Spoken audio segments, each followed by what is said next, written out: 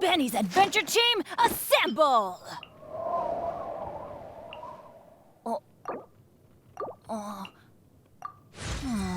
Or not.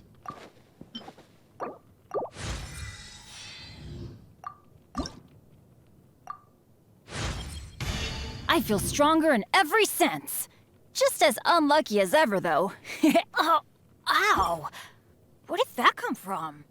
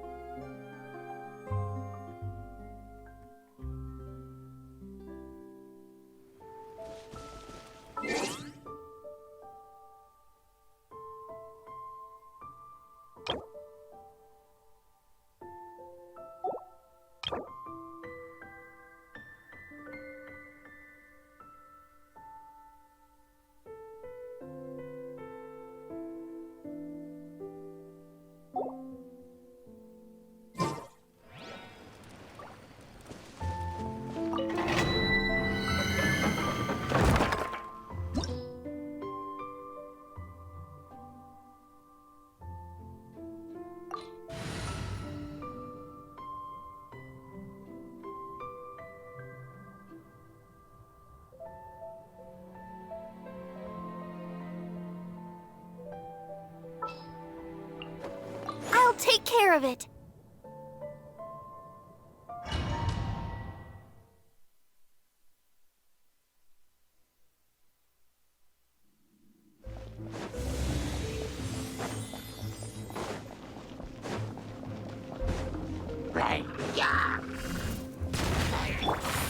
Dodge this! Don't get frostbite. No escape! Hi.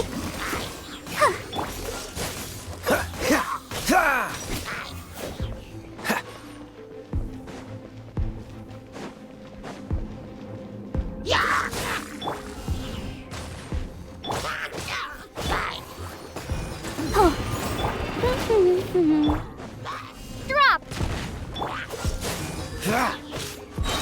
This moment will be frozen in... Yeah. Hi. Starfall! No one escapes my sights!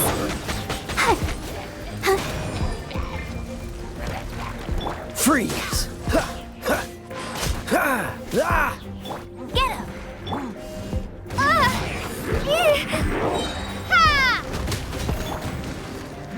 Dodge this! No escape! Oh, so sorry.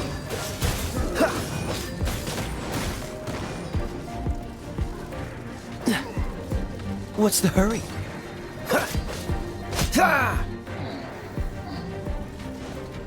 Freeze! Hi. Ha!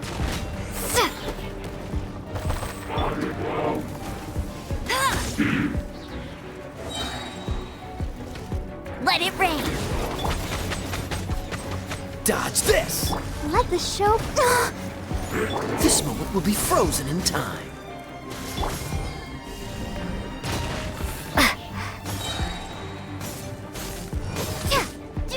Cool it! Go, Baron!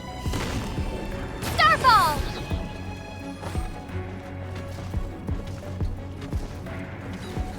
Crumble apart!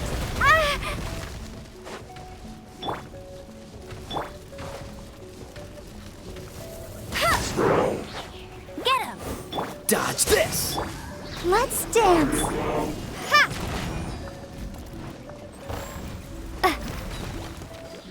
No escape!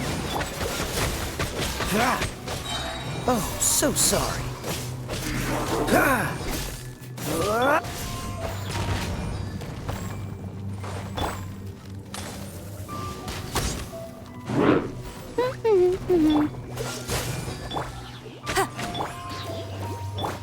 Starfall! Yeah! Ha! Cool it! No one one escapes my sights.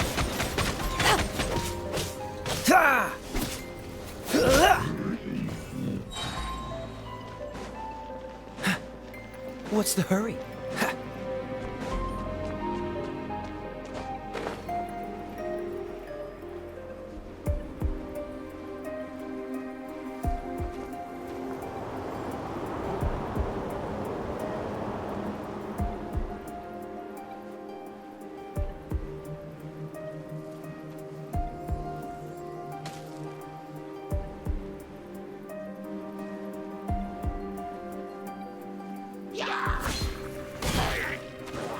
Freeze! Ha! This moment will be frozen in time. I'll protect us. Dodge this! Drop!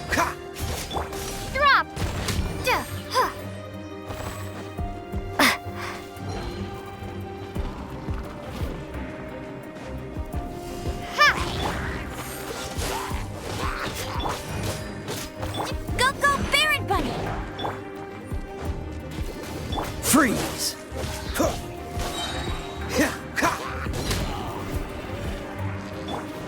No escape! Crumble apart!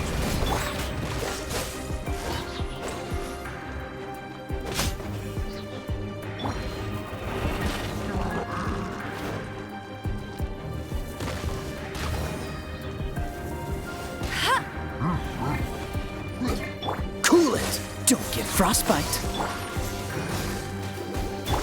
Drop!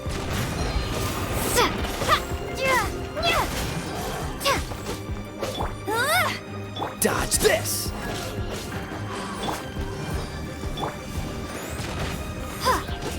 Freeze! Let it rain!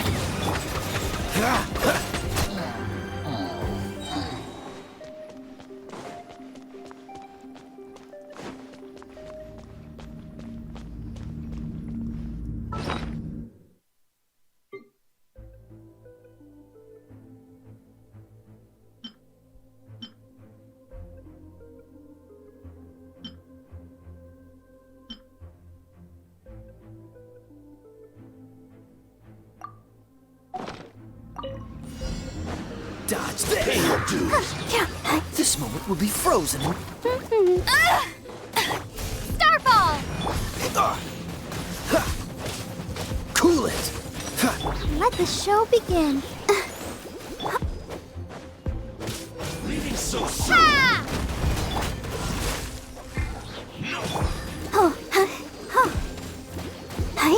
Drop! No one escapes my sights.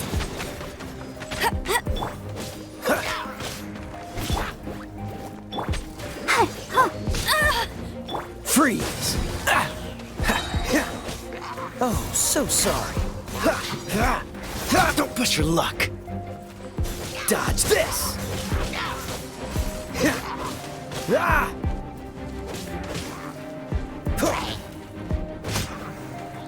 No escape. Come on, we can do it. Cool it!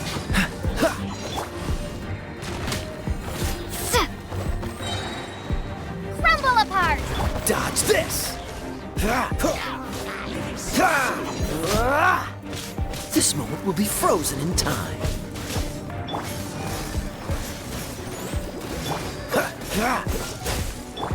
Starfall. No one escapes my sight. Cool it!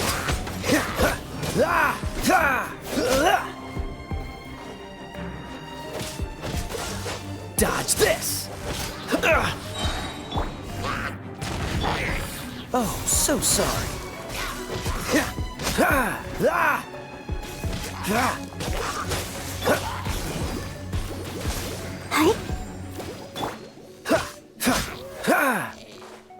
Freeze! Let's dance. Ha!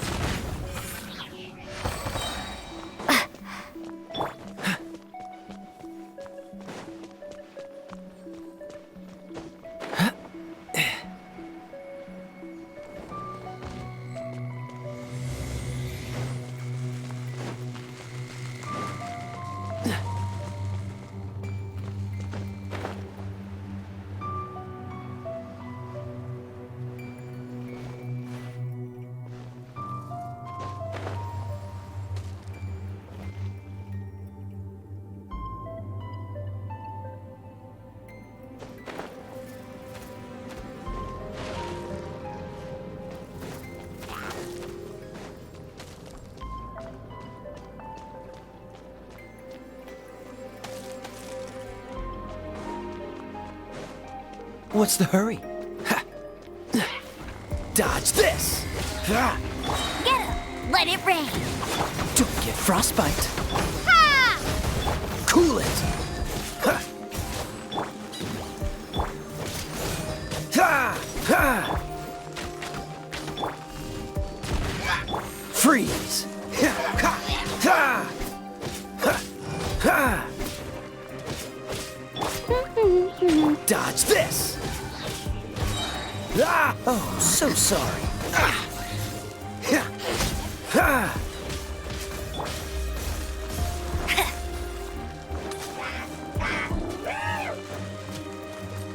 Ha! Bet you can't keep up with me!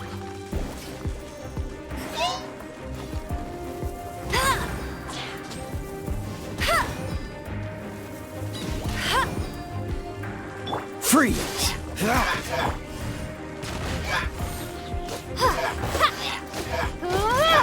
Cool it!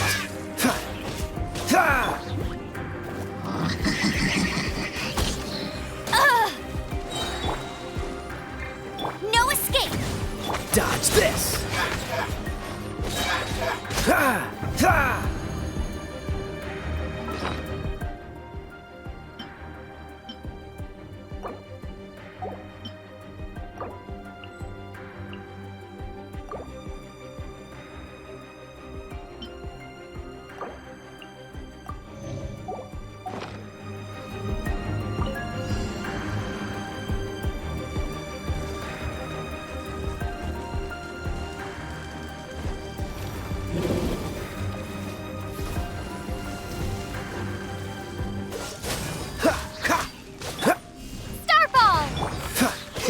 This moment will be frozen in time. Ha!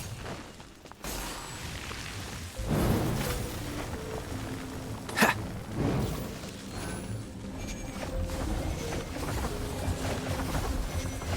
Cool it! Ha! Ha! Ha! Drop! Shake!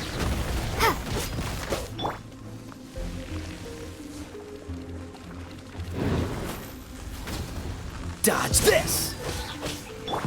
Starball!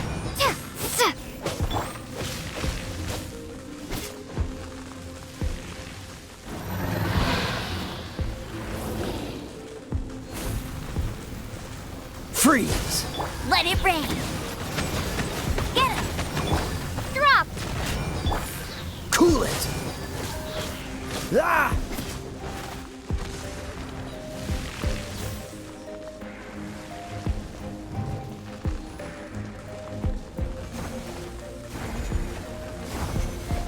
Dodge this! Ha! Ha! Ah!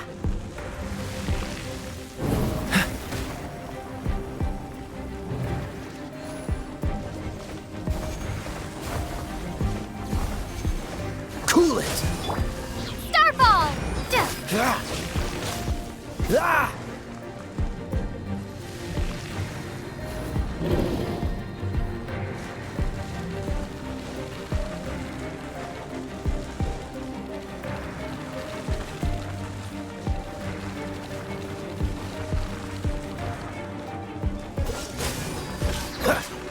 No escape! Ha!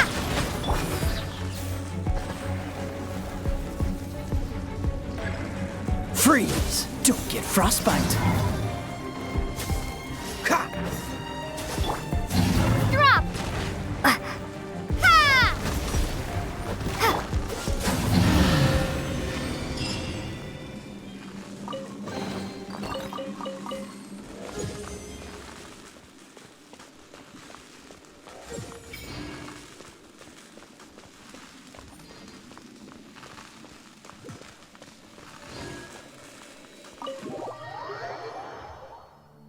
Ad Astra.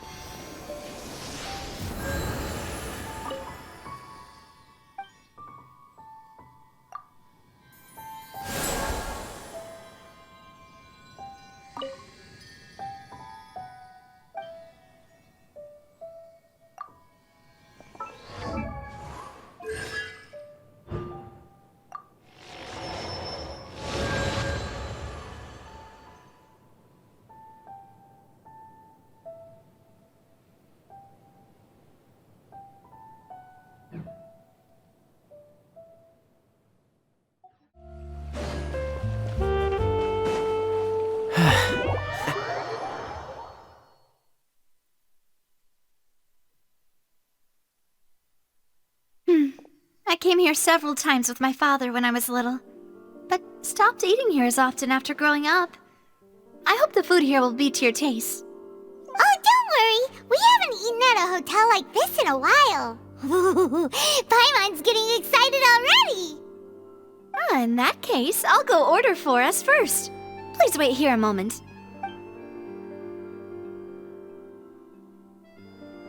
Ooh, everything looks so good. People in Fontaine sure know how to enjoy life. Why, of course. Go ahead, try whatever you like. If the food's good, I'll make a group reservation for the rest of Spina di Rosula next time. And if it's not? Well, then I'll still bring everyone.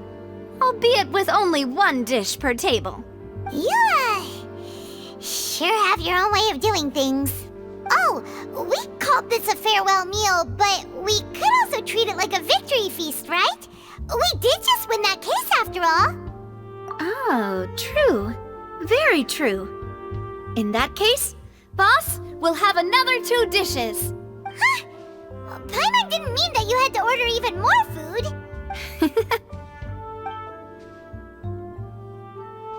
Speaking of cases, do you think that the mastermind behind the serial disappearances will get caught soon now that this has all happened? Well, we've certainly taken a big step forward, but I feel that's about it. We know that there's an organization that means to dissolve these young women, but we still don't know what they are really after. If it hadn't happened right in front of us, Paimon wouldn't have ever believed that a person could be dissolved like that. Right? Yet it was because this was such a preposterous notion that the investigation could never really move forward before. Ugh. If only that guy could have finished speaking! We were so close to hearing who was behind it. In such investigations, even the smallest step can seem like a yawning chasm if the trail of clues is cut off. To be honest, I don't have high hopes for any follow-up that the authorities might conduct. It's not that I don't have faith in their ability, it's just that a different perspective is required in some matters. It's easy to guard against and deceive a single narrow perspective. A shift in thinking is required at such times in order to produce a breakthrough, which is exactly why the Spina di Rosula exists. Those highfalutin folk are not all-knowing. That's why we exist, to seep into the cracks where filth falls through, where their watch fails them. That's the kind of problems we solve. Seems Paimon thought things were simpler than they actually are. It's all right. Well, this was supposed to be a farewell meal, so I doubt you have further interest in this business, right? Let's talk about something else. Like, what are your future plans? That's true. We didn't have a chance to speak to her after the trial ended. It didn't really seem like the right time or place to do it anyway. I see. So, your primary objective, which has been foiled so far, was to have a chat with the Hydro Archon. I've heard that there's a long line of people waiting to meet Lady Farina. I suspect you'll be waiting for quite a while, considering that you missed your chance today. Yeah, we've heard that she's super popular here in Fontaine, and that it'll be tough getting any of her time. Well, would you consider some more, unique ways? Perhaps even methods of, let's say, questionable legality? Guess that's Spina di Rosula's boss for you. Chock full of sketchy ideas. Well, what did you have in mind?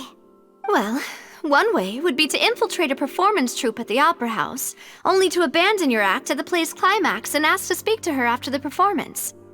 I'm sure Lady Farina would be eager to see the ending, and would agree in order to finish watching the play, don't you think? Could you suggest something a little more practical? This plan seems pretty hard to pull off. We'd have to go learn how to act, and acting's really hard. All right, here's another. Find a way to conceal yourselves under her bed. Then wake her up in the dead of night and demand answers. Don't let her go back to sleep until she answers all your questions. I can personally testify that this one works. When I'm sleepy, I'll do anything as long as I can finally get some sleep. That might work, but that's not really the problem. The problem is we don't want to get ourselves arrested. Ah, valid point. I overlooked that part. I was just thinking about leveraging a person's desire for sleep. All right, no more joking around. Perhaps you could... Oh, I don't know. Cut the line when she's on a break. You did defeat her in court, clearing citizens of hers from false accusations. False accusations she had nearly upheld personally. I imagine that she feels quite ashamed about the whole thing. You mean that if we catch her while she's on a break, she might be too embarrassed to refuse? Oh, that does make some sense.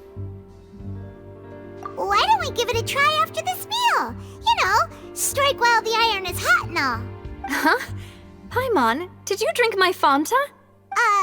Was this your drink? Sorry about that. Paimon wasn't really paying attention and the cup was right next to Paimon. Would you like to order another? No, it's fine. We're just about done here. Alright. Honestly, Paimon wouldn't recommend Fanta anyway. It tastes kind of salty and icky. Is that so? Huh. Well, in that case, we'll have to blacklist the Fanta here then. If we're all finished eating, then I'll go pay. Yeah, we're stuffed. Thanks for the treat, Navia.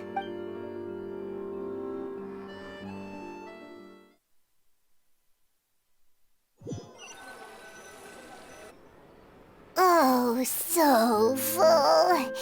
Paimon can barely float anymore. Nah, that would be so... normal. You know, like you. Okay. As for expenses this month, we're left with... Hey, Navia! What are you doing over there? Oh, nothing. It was just a meal, you know? Nothing the Spina di Rosula can't cover. Let's get ready to try to meet the Hydro Archon again. Bye, Navia! So this is goodbye, huh?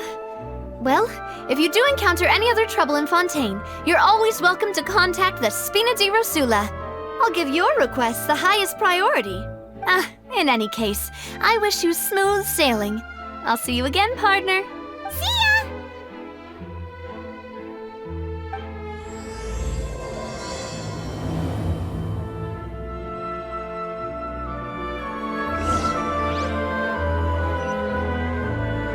What's the hurry?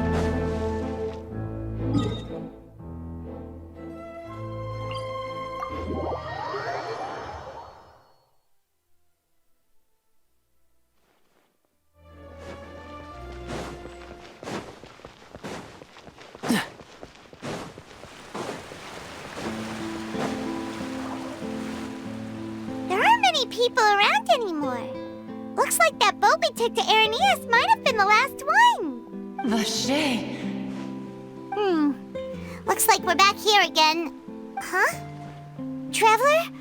Are you hearing voices again? Ugh. That's kinda spooky. Are you sure we don't want to come back in the morning? Vache? Vache. Hey, why are you still walking towards it? There might be something nasty in the water. Huh? Hang on. Paimon can kinda hear a voice. It's calling for Vache, right? Hey, Traveler? Stop walking! Come on, wake up!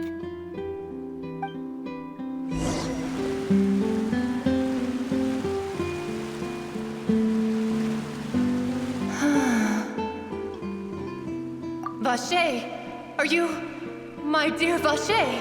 No, wait. You seem to be someone else. Do you know Vache? Do you know where my love is? Wait. Who am I? I'm very sorry. I fear I do not know. My memories feel like they have been washed away like a flood. So many fragments dissolved amidst the tide, never to be recovered. How much have I lost? How many things that I once held dear while on land have I since forgotten? Yes, that is what I was once. But now, I am but the consciousness of one who has lost their form. I do not know how I came to be like this either. I only vaguely remember being covered in light blue water, and then all grew dim.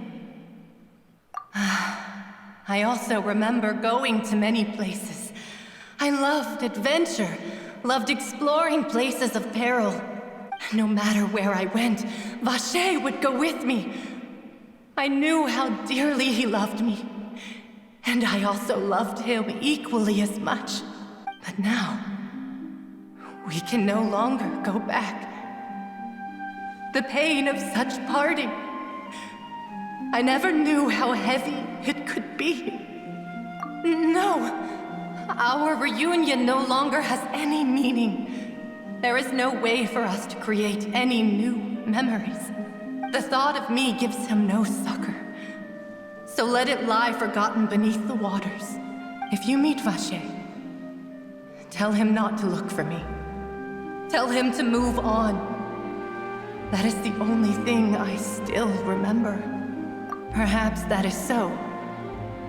As I was submerged in the waters, losing consciousness, I saw Vacher above the surface. His eyes were filled with such sorrow, such longing. If only I could have comforted him, told him that I did not suffer. Indeed, I had felt a great warmth. Is that what you call it? Dissolving? If anything, I consider it a form of release. It was a state of neither fear nor frenzy, with only an endless peace, like the water's still surface. I could also liken it to being a thirsty person who drinks water for the first time, and only then sees how they have lived for so long in a world of endless want and anxiety. I think I hear your companion. It's time for you to go, I think. Farewell, then. I am glad that you were able to sense my presence.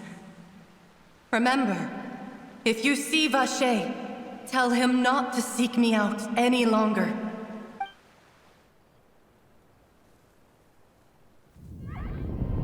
Wake up! Come on, hurry!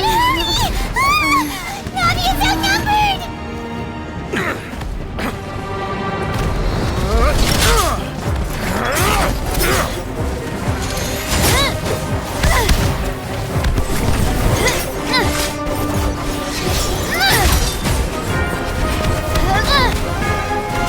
Demoiselle, look out!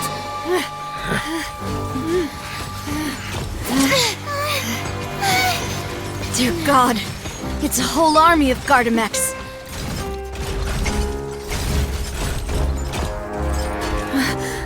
Chlorand?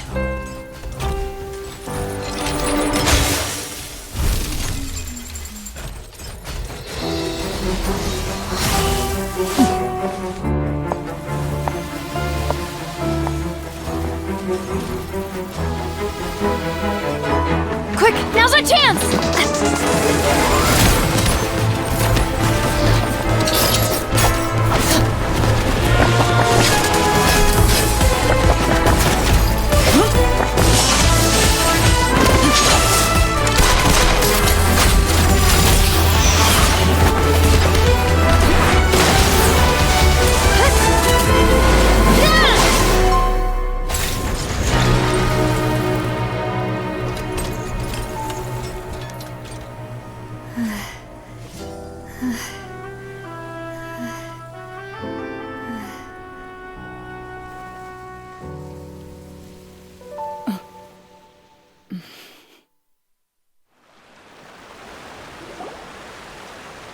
I should thank you for lending us your sword there, Chlorand.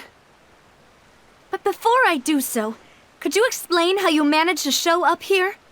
I followed you. It seemed to me that danger has followed you more closely as of late. I believe that following someone without their knowledge is actually called stalking, is it not? Mr. Callus's last wish was for me to ensure your safety, and I will not betray his trust. He would do the same, were he alive today. Do not speak of my father! Sorry, demoiselle. I was not strong enough. Thank you for your aid, Miss Clorand, but do keep an eye out for your manner of speech. I believe we all wish to avoid unnecessary emotional harm. Sorry, I did not consider your feelings. Whatever. What else do you know? How did you come to the conclusion that I'd be in grave danger? I doubt I know much more than you, but I believe that the mastermind behind the serial disappearances is very powerful. Your performance tonight will almost certainly attract their attention. I'm sure they've known about me. To be honest, I'm shocked it's taken them this long to act against me. And what about these Gardamex? I thought only those associated with the Maison Gardiennage could control them. None of these mecha have serial numbers. I was sure to check a moment ago. They are not the ones used by the authorities to enforce the law. I can only conclude that some powerful or wealthy party must have obtained them via illegal means, deploying them as a private force of sorts. What? Your point being that they're out of Spina di Rosula's league, then? Yes. Be careful, and do not act rashly. I will continue investigating no matter what. We will bring the truth to light. That's my father's true last wish. Regardless, thank you for your help today, Clorand. But if you get any ideas, tell me first. I don't much appreciate being followed. I do not think that they'll strike again anytime soon. So I shall stop following you. Good day, all.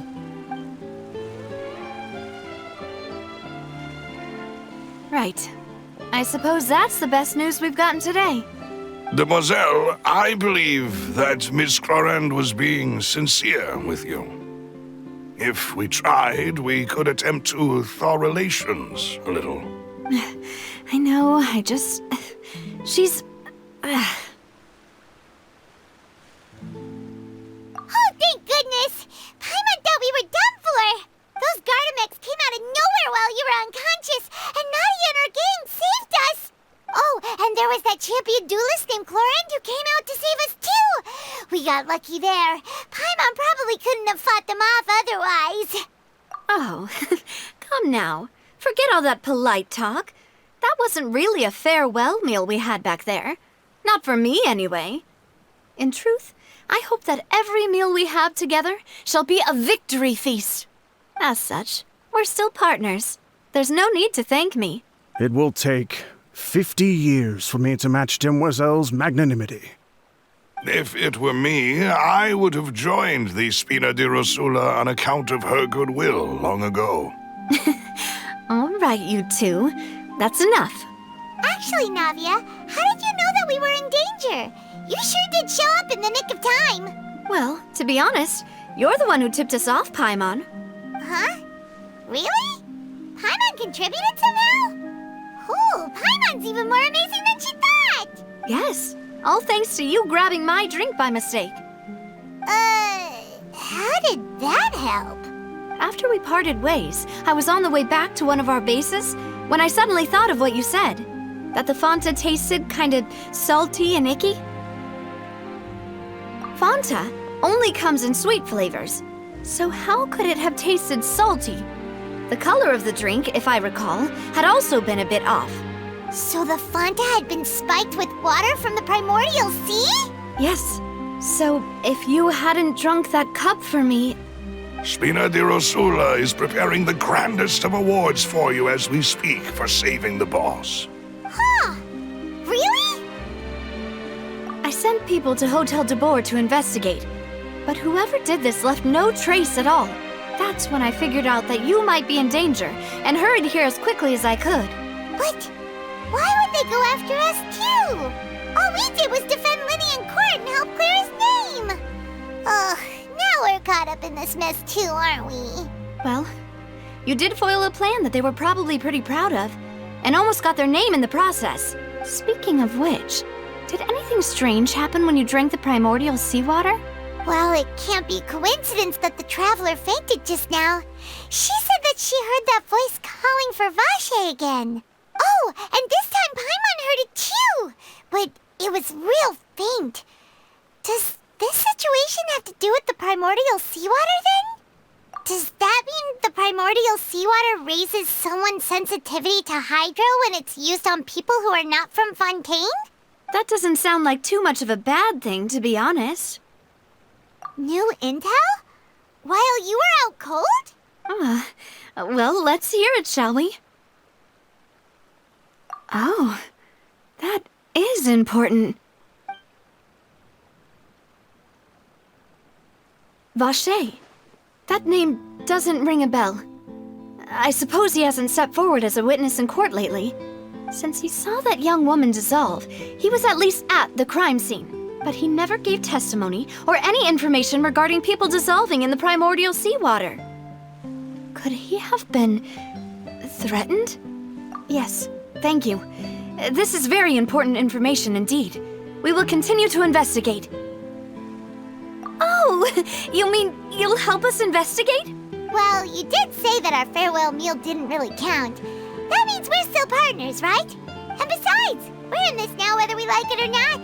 You're not gonna let those people who targeted us get off the hook so easily, are you, Traveler? Demoiselle, do try not to look quite so pleased. You are the face of Spina di Rosula, after all. You talk too much. Well, in that case, let's head back to one of our bases, shall we? I'll arrange accommodations for you. We also have some plans to go over, and hopefully we can deepen our bonds as partners. But we'll take that one step at a time, I guess. Don't worry, you two. With us around, our base is definitely secure.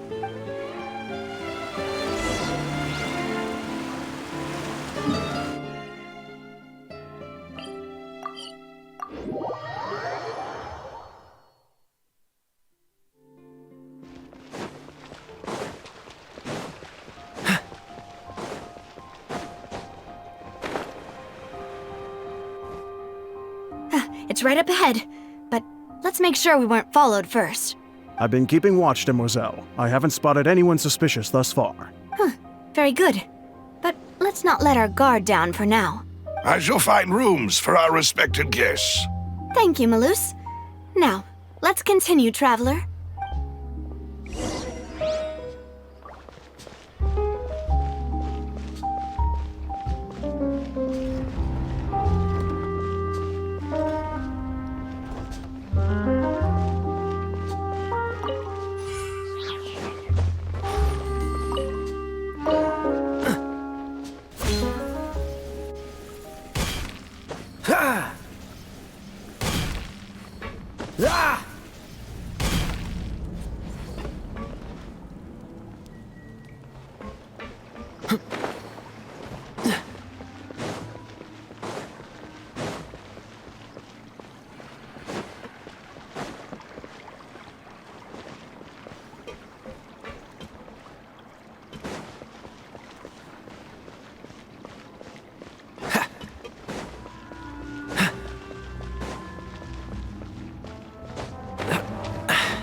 Catch the wind.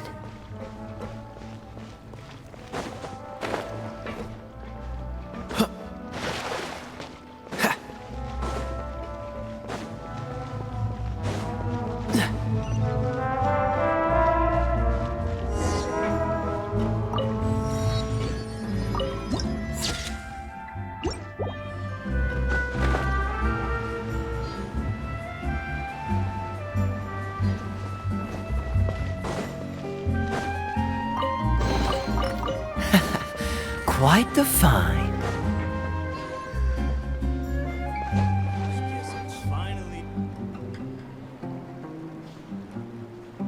So, this is your base?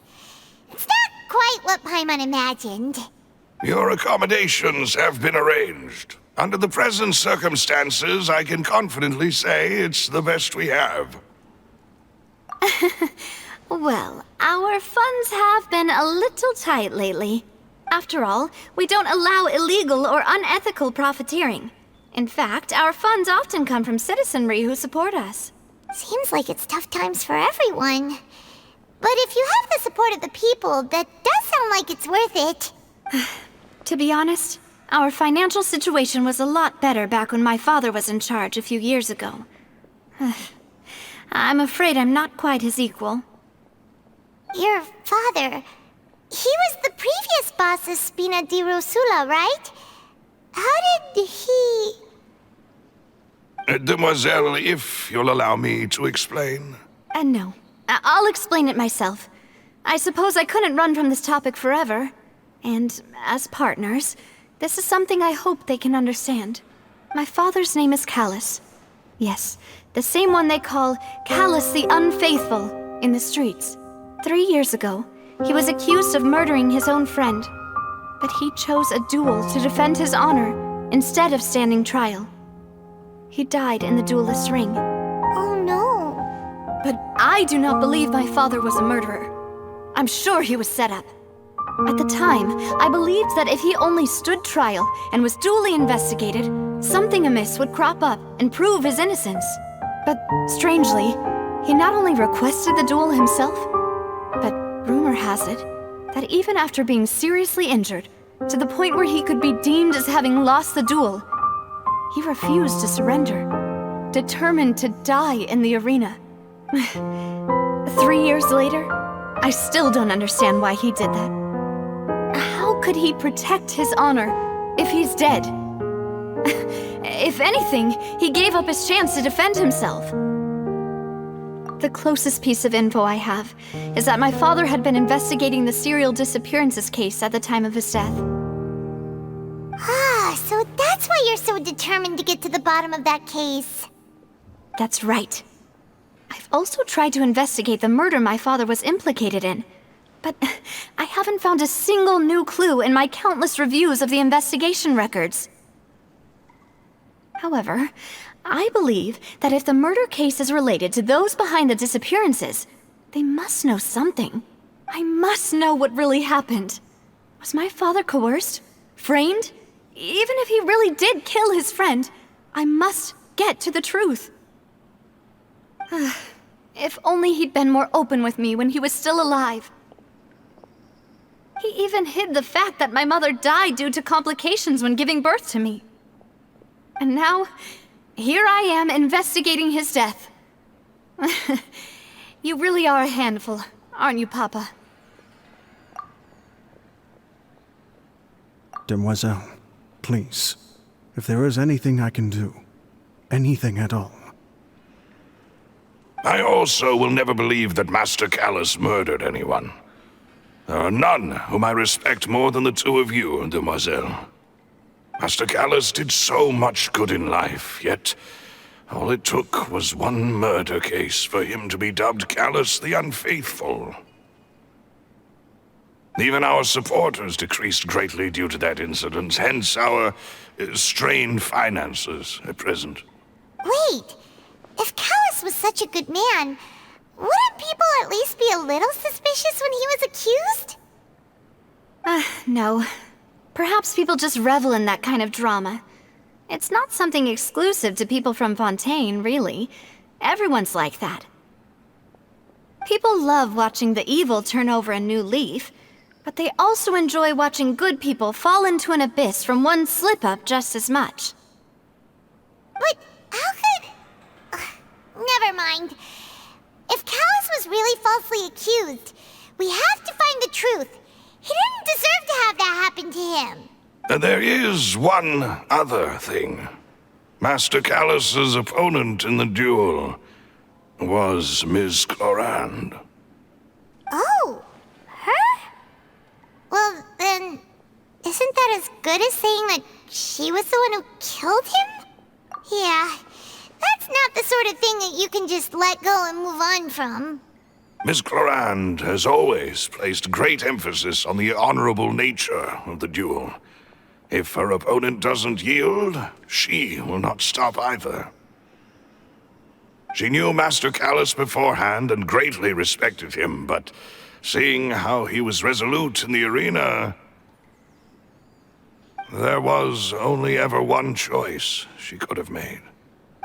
It's not that I don't understand her at all, but I just can't deal with this yet. Don't worry, Navia. Paimon knows how you feel. You don't have to force yourself to do that. Afterward, Miss Cloran told us that at the start of the duel, Master Callus requested that she ensure Demoiselle Navia's safety. Yes, that is our understanding as well. Oh, Papa. What madness drove you to ask the person who killed you to take care of me?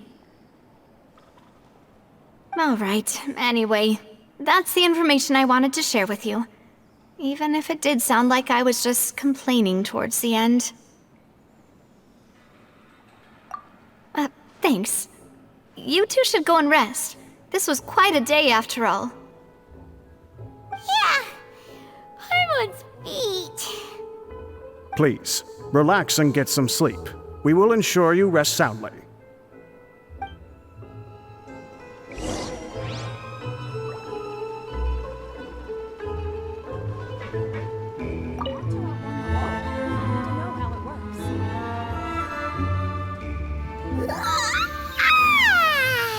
Paimon slept so well. This place feels almost too safe. Huh? Navia? Where did the other two go? I sent them back to Poisson. It's Spina de Rosula's place of origin, and where we have our headquarters. There's not much for them to do here at the moment. Paimon gets the feeling that you're just trying to get them off your back. But never mind that. When did you get back? Were you waiting here the whole time? No, I just returned after going out for a while. I did some investigating yesterday regarding the name Vache. Wait, so you didn't sleep at all? How could I after having such critical new evidence appear? Guess Paimon wasn't speaking for everyone just now, huh? Unfortunately, this name seems to have been wiped from existence. It doesn't seem to have a match anywhere. I suspect that those behind this have already taken steps to hinder an investigation from this angle. But that does prove that this Vache person is a key witness in the incident. Does that mean we're too late, though? No. There is one ray of hope. One place in Fontaine that they would find almost impossible to threaten, no matter how much they wanted to. And that is the archives kept by Chief Justice Neuvillette. A place where detailed files on all the cases in recent years are kept. If the Oceanid you met is one of the young women who went missing recently, we should be able to find some related information there. So Neuvillette maintains an archive of case files? Whew. Guess that's the hard-working Chief Justice for you. In that case, let's go talk to him, shall we? Aren't you coming along, Navia? Did you get tired? No, it's nothing. Let's go see the Honorable Chief Justice.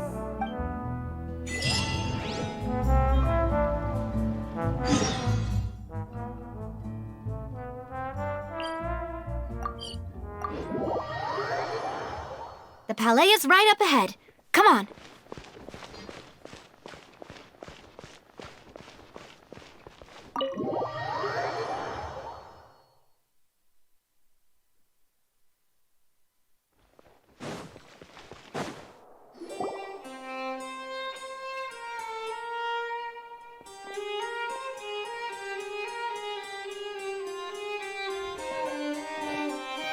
Halt! Please state your business here. The Chief Justice is presently occupied with official matters. This place does look pretty heavily guarded. Guess that proves that Neuvillette's files are really secure.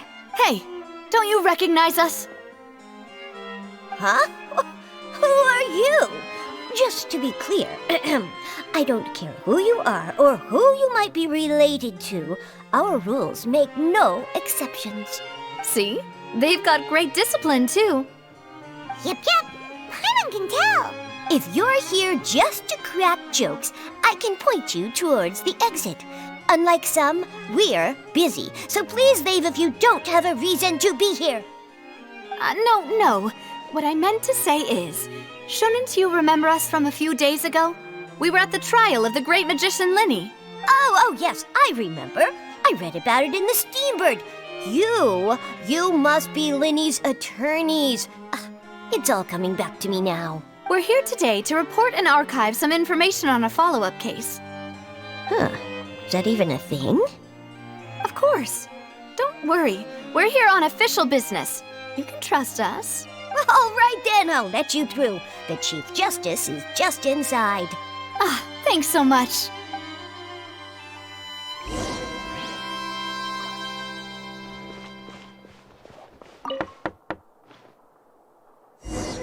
Please come in.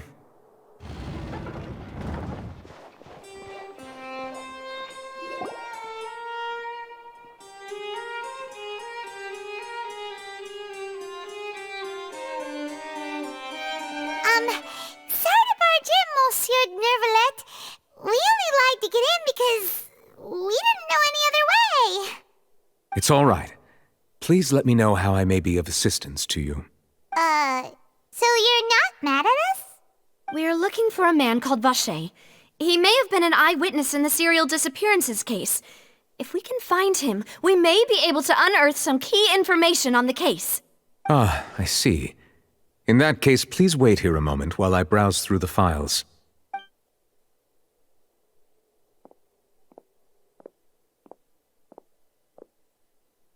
Who knew that Nervalet would be so easy to talk to?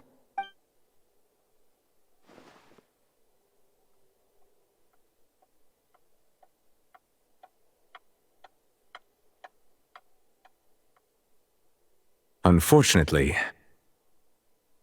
I'm quite certain that no one by the name of Vacher has been involved in any case, criminal or civil, in the past several years.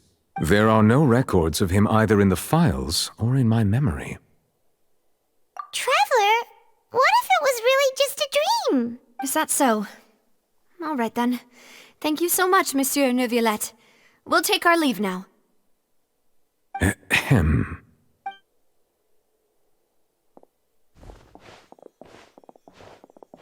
Miss Navia, I can understand how you feel. Your father, Callus, was a truly exceptional man. We deeply regret his passing. And what are you trying to say, Monsieur Neuvillette? Are you trying to console me? Extend your sympathy? Or just express some tendril of regret? No. You are not trying to do any of that. I can hear it in your voice. There's no emotion behind your words. You only said those things because you felt like you should. It's just like last time. After my father took his place in the duelist ring, I pushed through the guards to talk to you as a last resort. You even told me then that you thought there was something fishy with the case, yet you still allowed the duel to go ahead. In your eyes, the value of a human life is nothing compared to those cold laws you hold so dear. If you truly regret my father's death, then why didn't you call a stop to the duel? Why didn't you give me the power to stop him from throwing his life away? Why did you just let him die, despised and hated by all? Everything was hanging on a thread at that moment. Just the tiniest effort could have changed everything. There are still so many things I never got to tell him. So many questions he still owes me answers to. If you really have no heart, then just look me in the eyes. I, Navia, will show you the true meaning of regret. I'm sorry, Miss Navia. You and my father are truly alike. You keep all kinds of things in your heart and never say a word to anyone. It's not so much that you can't feel, but that you would never express anything. Oh well. In any case, everyone already knows full well the apathy of the Chief Justice. My apologies for taking my emotions out on you, Monsieur Chief Justice. Let's go, Traveler and Paimon.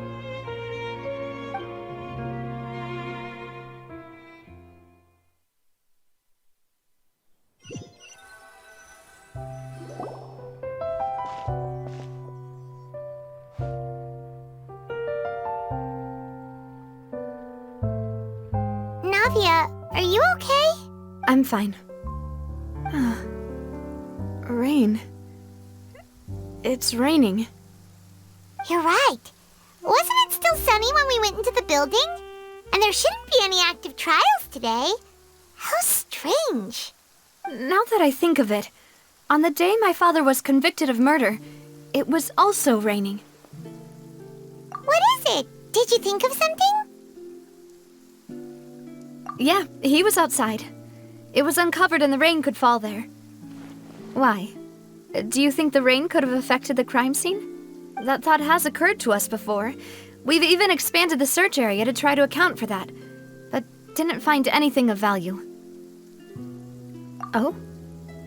Wait. You don't mean... So you're saying that the true murderer could have been turned into water and then got washed away with the rain? Yeah. And if that's what had happened, then no one would have believed your dad, even if he explained what he saw to the authorities. I really think I found a true genius for a partner. You're completely right. How did I not connect the dots earlier? All right, let's go to Poisson. With this new lead in mind, we'll get to the bottom of my father's case for sure. Yeah, we're gonna make progress for sure this time. Do you want to go with me now? Or do you want to head over by yourself later? Great, let's go then.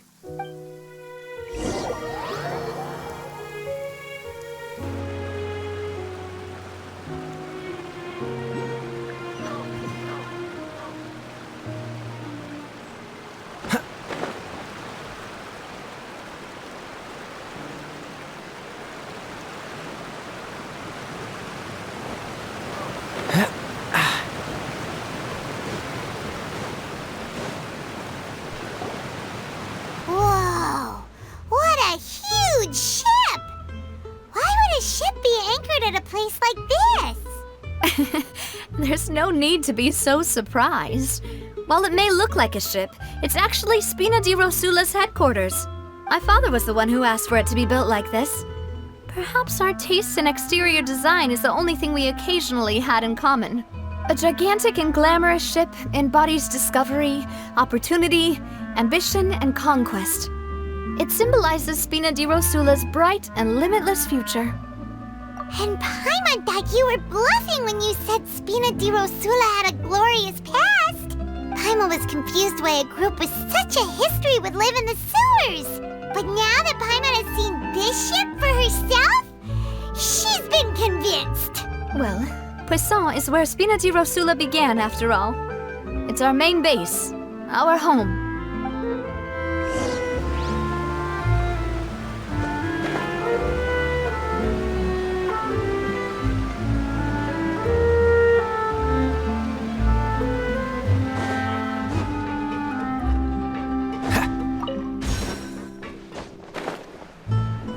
What's the hurry?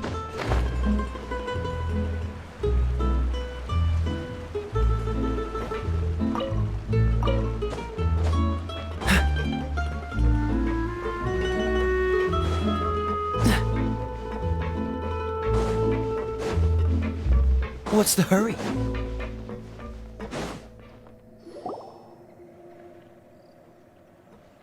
Melus, we're back! Apologies for the wait, demoiselle, and our most important partners. You said before that you still had some business at the court. What brings you back to Poisson so quickly? About that. It's because my partner here reminded me of something really important. You see, what if my father's case had something to do with water from the primordial sea? You still remember, right, Melus? On that night, it was raining? Yes, the case was quite similar to that of Mr. Linney's. Both were what you'd call impossible murders. Could you tell us a bit more about what happened before? Yeah, of course. Many years ago, something called synth began to gain popularity in Poisson. At a glance, it was a kind of drink that could excite your mood and produce many pleasant hallucinations. Wait! Didn't that guard guy who turned into water also mention that the primordial water could be used to produce some kind of potion? Yes, he did. Considering what we know now, It's almost certain that synth is created using water from the primordial sea. If you drink synth for an extended amount of time, you'll suffer many side effects, such as losing the ability to focus or control your emotions.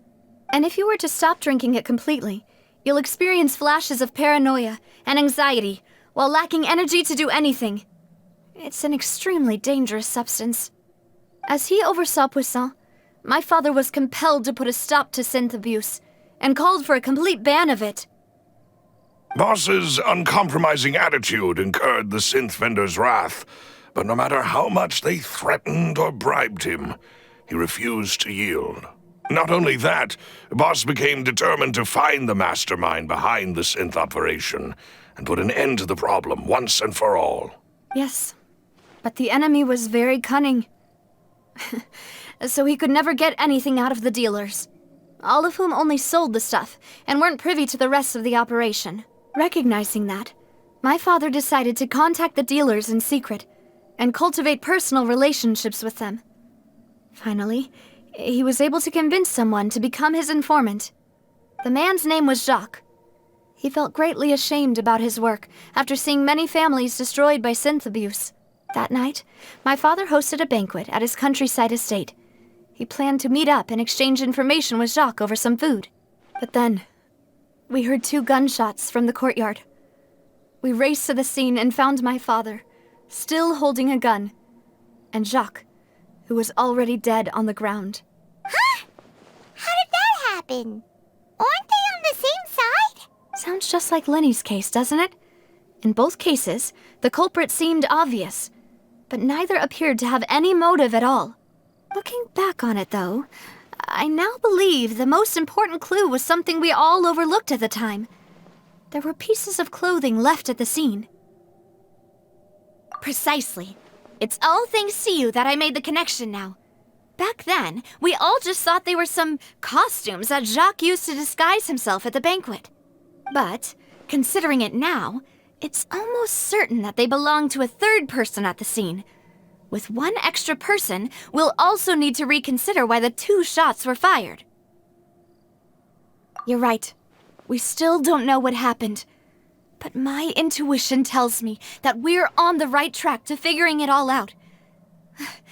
I'm finally headed towards the truth. Jacques was an empathetic man who was infinitely remorseful for his past actions. It's unlikely that he turned on Boss with 0 warning. I think this third person is probably the key to the full truth. On that note, however, even though this will not please you, demoiselle, as your and your father's butler, I must still offer a word of warning. Our opponent is insidious and cruel. They are extremely difficult to deal with, and Boss has already lost his life trying to bring them to justice. Even though Spina de Rosula has lost most of its former glory, Poisson has welcomed a new time of peace, and we have been allowed to live out our lives. There is no need to follow your father's path.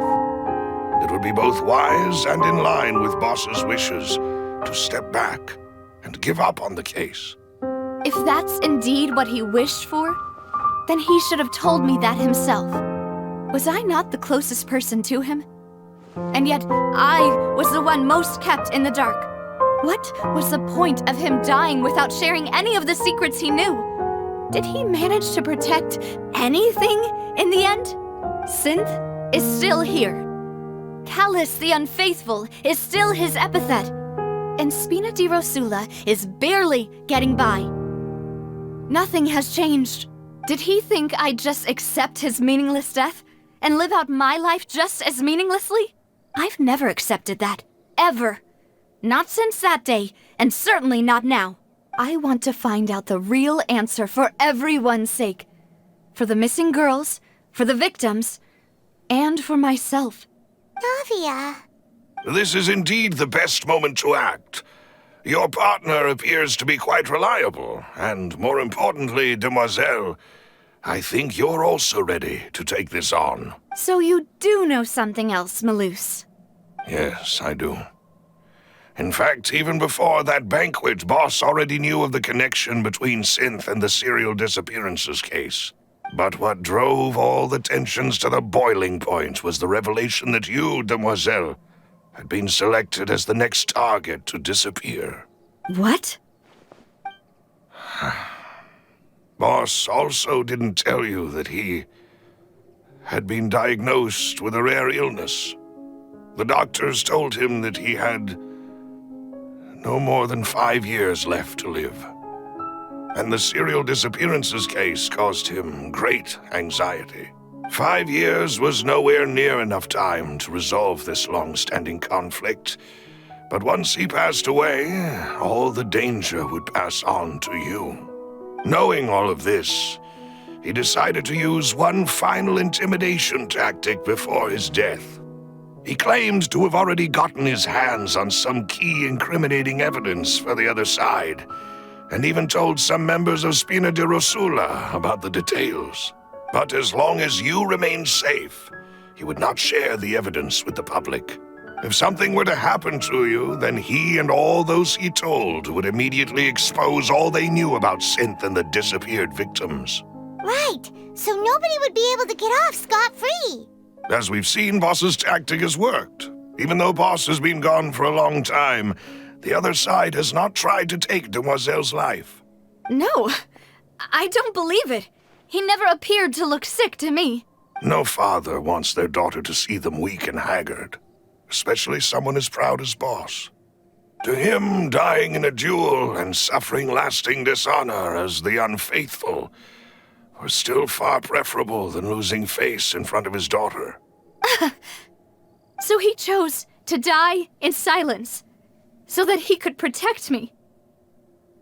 I'm afraid you're not understanding this correctly, Demoiselle.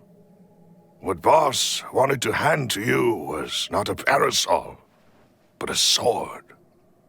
If Boss's spirit could hear you telling me that you want to find the answer for the sake of everyone involved, I'm sure he'd be extremely proud. That fool. Couldn't he have just given it to me straight? No. He might have set up everything precisely because he never thought I'd be able to understand him. Is that the amount of confidence he had in me? And what if I was never able to make it to where I am now? Yeah. I suppose that's true. With the way he'd set things up, if I had wanted, I could have just lived out my life without a care in the world. But thankfully, he rarely talked to me about complex matters, and thus understood little of me as a person. In this case, he really didn't need to give me an easy way out. Malus, what was the key evidence that he shared with you? It's the location where Synth is produced. Essentially, it's the enemy's headquarters. When he was threatening the enemy, Boss didn't share the specifics of the incriminating evidence he found. But if you want to use it against the enemy, you'll still have to take several things into consideration. Why? If we know where the place is, can't we just go storming in? You mustn't forget that we're fighting against a mysterious and dangerous organization that's been in operation for decades. There's no telling what might be lying in wait at their headquarters. We also have no idea what kind of evidence we may be able to find inside, nor what people we may be able to capture. But a single visit to their headquarters would be tantamount to a formal declaration of war. The worst case would be that we leave empty-handed, but also open ourselves up to full retaliation. Then, in that case, why not work with the Fontaine authorities? Well, you saw one of them dissolve during Mr. Linney's case. We have no idea just how thoroughly they may have been infiltrated. Huh. That's true. Seems my father really had no choice. But things are different now. It should be a lot easier to prove the other side's guilt, now that we've connected Synth with the disappearances case. You sound like you've put a lot of thought into this, Malus. I am the butler, after all. I live but to serve the boss and Demoiselle's will. I've always been willing to take on any kind of risk for your sake. But considering my relative lack of ability, I've spent my time keeping secrets, performing basic investigations, and waiting for the right time to come. Thank you for all of that, Malus. Have you discovered anything new in the past few years? Let me think. One conclusion I came to was that the enemy must be quite familiar with Spina di Rosula, or at least have an informant planted here. When I announced orders to the organization's members on Demoiselle's behalf, I used to deliberately keep a few people in the dark and observe the reactions of the synth vendors. If the vendors didn't change their plans, then the individuals informed of our orders must be innocent. If the vendors packed up and fled, however, then someone must have given them the news. After several rounds of testing and investigative tracing, I've narrowed the suspect list down to 3 people. The first is Florent, Spina di Rosula's senior advisor. Huh? Florent? Yes, surprising, isn't it? He was one of the people Boss trusted the most, which also means that he was someone who understood Boss really well. Thanks to his position within Boss's innermost circle, he always knew our upcoming plans and could thus avoid capture this whole time. There's someone else like him too. Marcel, the head of Confrérie of Cabrières. Uncle Marcel. It's a guild in Poisson. Boss helped it to grow to its current size and prominence. In the beginning, they were only reselling some daily goods, but now they're one of the richest guilds around, with a lot of business connections in the city. So, they're like a sister organization of Spina di Rosula? Yes, you can say that. When we were fighting against the synth dealers, they provided us with plenty of support. It's a bit difficult to imagine someone using their own money to hunt down themselves. The final suspect is Thierry, the man responsible for coordinating information between Spina di Rosula and the guards. Although the guards mostly leave us to our own devices, there are still many activities we have to report to the local authorities. Since Thierry is always in the know about our current activities, he could theoretically always plan one step ahead. I see. These are all people who I communicate with quite regularly. To think that the enemy we've been fighting against has been right next to me all along, among those I trust the most. It's almost too hard to believe. If you want to investigate them, please take every precaution to not alert the quarry. Judging from our experience, the enemy is extremely cautious. Of course. And thank you, Malus. You've provided us with a lot of great information. You're too kind, my lady. I'm just doing my duty. And before I forget, proving Boss's innocence would also mean clearing him of blame in Jacques' death.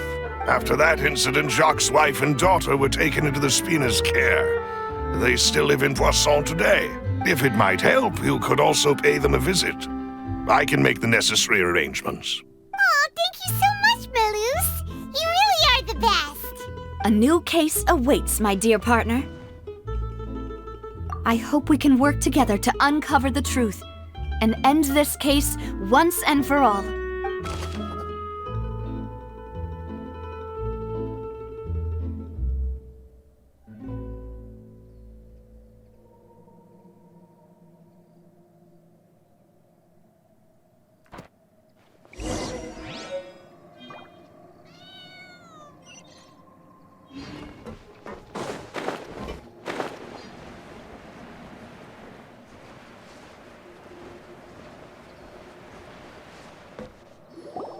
It is settled, then. Please excuse me, and enjoy your conversation at your leisure. Thank you for arranging everything for us, Malus. Excuse me, miss. Do you need anything from us? Oh, Hey, Navia's all quiet. This isn't like her at all. I'm sorry that I only came to visit after all this time. After what happened, I didn't know how I was supposed to face the two of you. Ah, if it's about that, there's no need to apologize. After my husband died, Spina di Rusula sent us a lot of mora and support. I understood your guilt and apology to be genuine. But aren't all of those things nothing compared to the loss of Jacques? I can understand the kind of pain that comes with losing a father so needlessly. You don't understand at all. I didn't know how to face you, because I didn't know what I could possibly bring as a consolation gift. I know only the full truth could bring closure to you. And to all of us. I'm sorry. I appreciate the sentiment, but you don't have to carry all that guilt. On the matter regarding my husband, my daughter and I have more or less found our answer already. Would you mind sharing it with me? I really can't believe that my father could ever bring himself to shoot Jacques. I always knew that my husband's money was earned through others' suffering. He told me countless times that if he could turn back the clock, he would never go into the synth business again. He had many regrets, and felt that he took the idea of providing for his family too literally. For the longest time, he thought Mora was everything. So when Mr. Callis came to him with a proposal, he accepted it almost immediately. He tried to be as careful as he could, but even so, he was still found out by the higher-ups.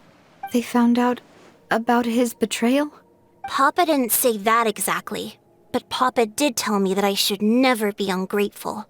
Before he left that day, he told me that he had no choice.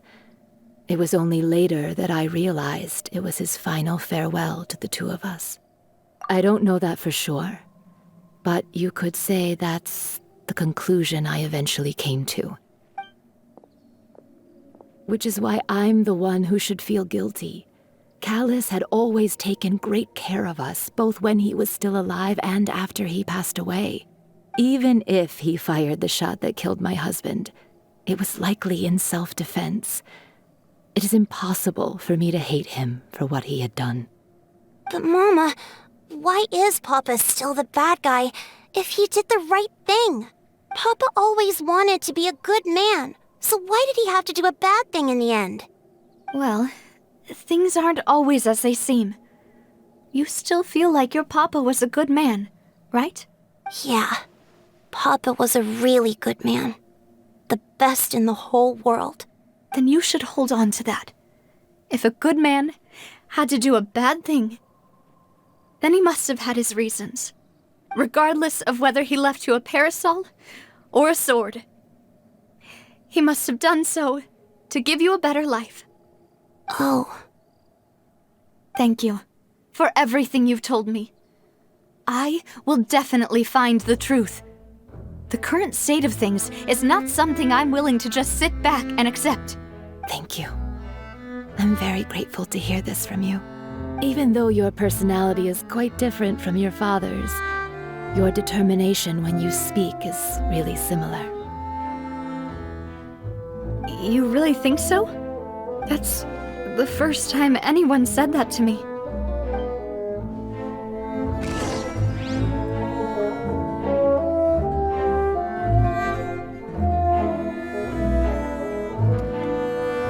I'll leave my husband's case to you. Thank you, Miss Spina, and Miss Spina's friend.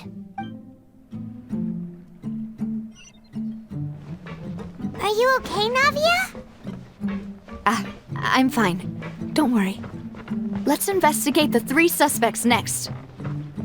Florent should be nearby, and we should be able to find Thierry and Uncle Marcel in the city. I'll get myself together on the way, so please don't worry.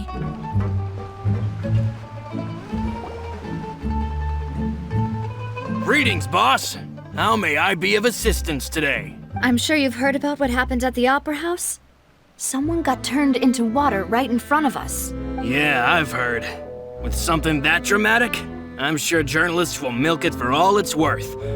And it'll be all the talk for the next several weeks. It also reminded me, on the day that the incident happened with my father, it was raining outside, and we found some clothes left at the scene. After my partner here put the dots together for me, I feel like we should try to reopen his case. Can you do me a favor and try to recall what happened that night? Let me think. Mr. Callus was feeling pretty upbeat that day. So he was drinking and bantering away with us at the table. After that, he told us that he wanted to go get some fresh air.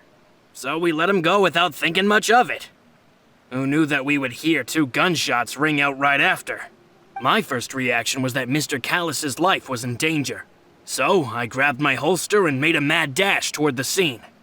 But when I got there, it was already too late. Mr. Callus was standing over a dead body with a gun in his hands. All we could do was look back and forth at each other, not knowing what to say. So you also remember 2 gunshots then? Indeed. The guard said that the first shot didn't hit anyone, while the second killed Jacques. But I've never really bought that explanation. Reason being, Mr. Callus had left his gun on the table. I even made sure to confirm that before running to the scene. But according to the guards, that doesn't mean he couldn't have had other guns on his person. About the clothes left at the scene that you mentioned, do you think there was a third person there who was turned into water? At least from our perspective, my father had no reason to kill. So he would also have no reason to bring an extra gun with him. The gun he was holding probably belonged to Jacques, or a third person on the scene. Yeah, that makes a lot of sense. So you're saying Mr. Callus ended up with the gun because he seized it from one of the other guys? But hold on. If that's what had happened, then why didn't he share the truth with any of us? He didn't even want to face the Oratrice machine, and chose instead to prove his honor in a duel. Did he lose all faith in the courts after seeing someone dissolve right in front of his eyes? About that, Malus told me a thing or two. So, I think I can understand why he committed to the duel. I'll tell you everything once the whole truth has been revealed. I understand. Then I'll leave Mr. Callus's honor in your hands, boss. And if I may just say one more thing. The whole Callus the Unfaithful epithet has been a thorn in my side since the day it was invented. Many people have laughed at me for still calling him Mr. Callus, even after so many years have passed. But it was Mr. Callus's trust that allowed me to rise through the ranks of Spina di Rosula and live the life I lead today, no matter what others might say. He'll always be the man I respect the most, and he'll always be my boss. Don't worry. I will definitely find the truth. You and all our other comrades at the Spina deserve to know the truth as well.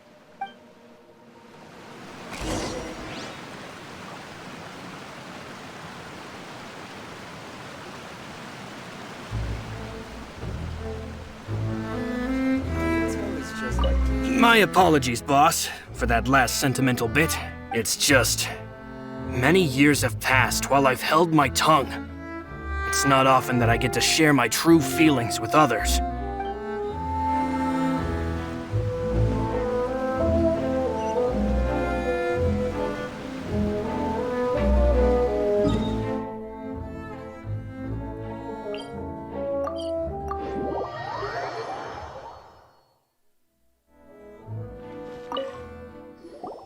Hey, Thierry!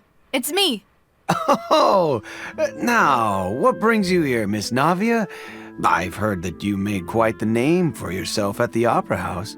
Oh, so you've caught news of that already. Oh, okay. Hey, I'm also a member of the Guards, you know. The way you make it sound, people would think I was sent off to Poisson because I had done something wrong. Are you sure there isn't a little bit of truth in that? Under normal circumstances, shouldn't you have been called back to the city already? I mean, where I work is really up to me. Let's just say I enjoy the ambiance of Poisson. Callus did a fantastic job running the town, building Spina di Rosula from the ground up and clearing many obstructions in my way. It would be next to impossible for me to find a similarly easy but high-paying job in the city. Anyway, enough chit-chat. Are these 2 friends of yours? You, here for some formal business? Yes.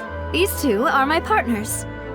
What happened at the Opera House made us realize that Linny's case and my father's may be related. We're trying to reinvestigate the details of my father's old case. Ah, I get it. You think there might be more to the case now that we know people can be dissolved into water, right? I was also flabbergasted when I first heard of it. If you want to go through the original files from your father's case, I can help you look for them. That'd be much appreciated. Thank you. Actually, I have another question. Do you have the authority to dispatch Gardamex? Of course. Without them, I couldn't possibly handle Poisson on my own. Why do you ask? We definitely can't use them to forcefully get more evidence for your father's case. Well, you see, just recently, we were attacked by a horde of unnumbered Gardamex in the city. So, if you hypothetically wanted to do something against me, all you would need to do is get rid of the mecha serial numbers and send them after me. Then you think too highly of my abilities. Dispatching mecha is very different from controlling them. If I had to make an analogy, when you order a dish, the chef will make it for you. You can ask the chef to cook, but not to massage your shoulders or carry your baggage. If you try to make unreasonable demands, the chef would just think you're out of your mind and ignore you completely. The same goes for me and my Gardamex. Removing a serial number is also not as easy as you might think. There are a lot of complex steps to it, and it's almost impossible to keep it a secret. So I can promise you, those mecha were definitely private units. They're certainly not cheap. So whoever their owner is must be super rich, powerful, or both. Now that you mention it, though, being in the synth business would definitely be profitable enough to afford this. Oh, then you're officially in the clear, Thierry. Oh, well, thank you for the vote of confidence, Navia. Jokes aside, I'd like to wish you all the best with your investigation. I'll be staying in the city for a little while, so just come find me if you need any support from the guards.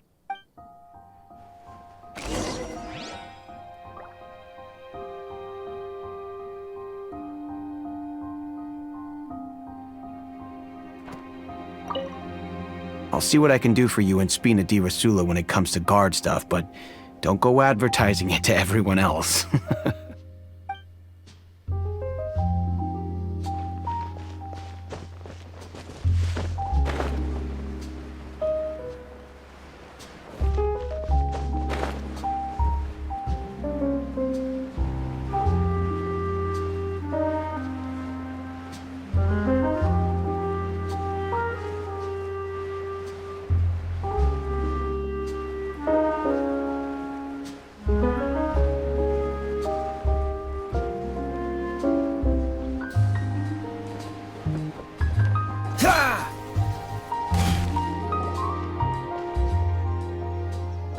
Hello. How may I help you? I'm here to see Marcel. Could you please let him know? You can just say Navia's looking for him. Sure. I will let him know right away.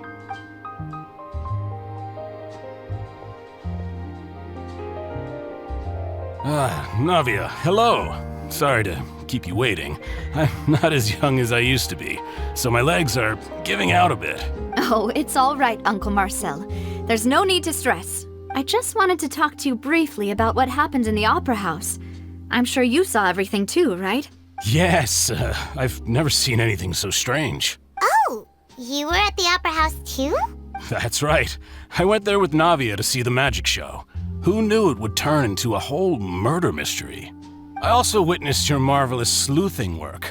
Quite impressive. To beat the Hydro Archon at her own game on her own turf, I can already imagine everyone in Fontaine discussing your exploits over a few glasses of wine. Oh, Paimon doesn't want to become the talk of drunkards. Apologies. It's just how Fontaine is as a nation. Everyone loves drama and theatrics. Uncle Marcel, you've also noticed that other thing, right? The fact that humans can dissolve in water? Yes, I was reminded of your father's case right away. Is that what you're investigating now? Exactly. I still don't have much solid proof, but I can sense that the other side has already begun to act. Oh, and what makes you say that? We were attacked on Araneus by some unnumbered Gardamex. And there was also an attempt to get me to drink water from the primordial sea. If not for the vigilance of my partner, I probably wouldn't even be here talking to you right now. Oh, you're giving us too much credit. Wasn't it you who protected us? Alas, it seems things are heating up again. The peace that Callus sought so dearly will soon become a thing of the past. But rest assured, Navia, Poisson will always remain a safe haven for you. If you're scared, you can always return there. If anyone dares to lay their hands on you there, the Confrérie of Cabrières will use its funds to the last Mora to bring them to justice. Thank you, Uncle Marcel. But I don't intend to go into hiding. I'm going to strike while the iron's hot. Do you have any new thoughts on my father's case? About that. Sorry, my age is catching up with me, so it'll take me a while to recall my memory. The Confrérie was responsible for that banquet, so I was out and about the whole time making sure things were running smoothly. I didn't even have the time to drink with the guests. Then I heard the sound of a gunshot, and the rest was history. Oh, it's okay. No need to push yourself. We'll ask around some more, see if there are any valuable clues elsewhere. Sounds good. Just let me know if you ever need Mora. All my wealth comes from Callus's patronage and support. I'll spend however much it takes to clear his name.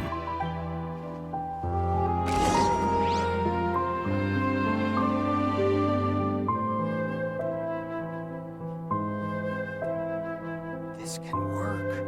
I'll just treat them as new samples. Alas, why do these kinds of things happen to the kindest people?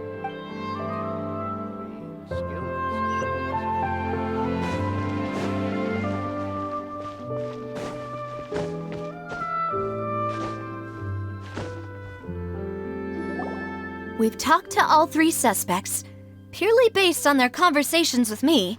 None of them sounded particularly suspicious. I suppose that's to be expected, though. If a single conversation's all that's needed to find them out, then my father wouldn't have needed to investigate the case for so many years. Anyway, even though we didn't make a breakthrough, let's still compile what we were able to find. But where should we start? Ah, you're right! Florent mentioned that Callus probably only ended up with the gun because of circumstance.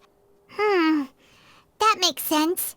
According to Jacques' family members, he already told them that he had been discovered, and that he had no choice before he left home that day. If I had to guess, he probably received an order from the synth boss to kill my father. Had he refused, he and his family's lives would have been forfeit. So, Jacques fired the first shot? Oh? And why is that? Ooh, that's a good point. Jacques probably already knew that he was just being used as a tool for murder. And once he had completed his mission, he'd be of no more use to his boss. So, what would make more sense from his perspective would be to turn his back on the Order and seek protection from my father. Makes sense. But without evidence, that's still just a theory. Besides Jacques, the attack from the Gardamex has been bothering me quite a bit as well. It's obvious that our enemy has become more antsy after the secret of the primordial seawater was revealed. Do you think he knew, even then, that we'd follow this lead to the end? Given everything that's happened since, it's quite possible. But who among the 3 suspects would have the ability to control privately owned Gardamex? Uncle Marcel? My father did really trust him. And they worked together on a large number of projects. Maybe that's how he got to know Jacques. And with funds from the Confrérie, he could also afford a large number of Gardamex. It's still really hard for me to imagine, though. After all, Uncle Marcel has been around since I was just a child. Also, wouldn't this mean he has been spending a whole lot of Mora and energy to fight his own synth business? Florent? It is true that he was closest to my father, and thus had the best chance of learning about his dealings with Jacques. But as Spina di Rosula's advisor, his work mostly deals with personnel and security, so he shouldn't have much means when it comes to finances. So you're saying he's too broke to afford a mecha army? Exactly. He can't. And even if he could, I don't think he would be able to dispatch a whole group so quickly. Thierry, you say? Huh. It is possible that he's figured out a way to convert the Gardamex for personal use. But I didn't feel like he was lying when he was talking to us about the mecha. I also don't think he'd be able to keep that kind of tampering under wraps. Yeah, had he actually tampered with the mecha, we'd be able to prove it with a simple check of the guard's inventory. If the mecha were taken from the guards, it should be pretty easy to find out when and how that happened. Who could it be?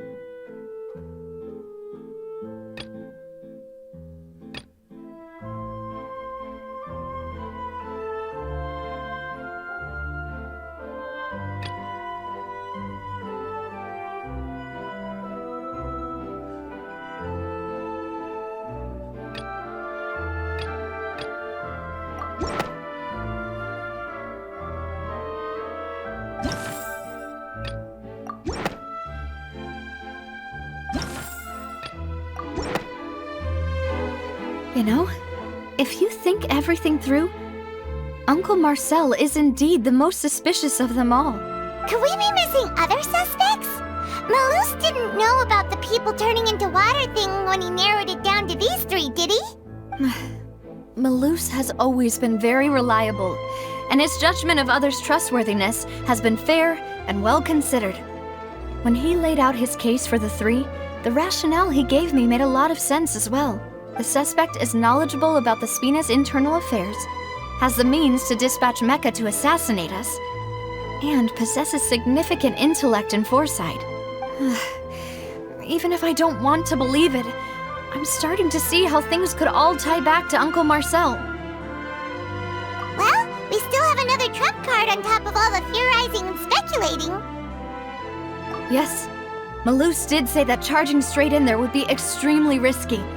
But we don't have any other options right now. We need far more solid proof before we can hope to go charging in on our enemy. Navia, here you are. Oh, I've been looking for you. Huh? Aren't you the guy from the guards? Did something happen? Yeah. News came from Irenaeus just after you left. We've got another trial on our hands.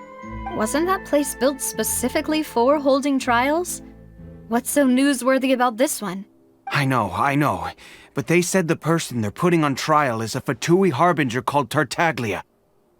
What? Is that someone you know? Yeah, we know him. Maybe even a little too well. Well, he's been accused of being the true culprit behind the serial disappearances case. It's absurd, don't you think? Wait, how?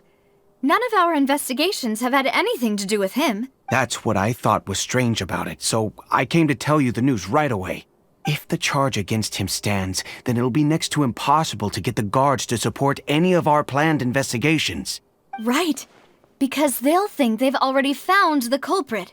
Yeah, and it'll be a lot harder then to clear Mr. Callus's name. I understand.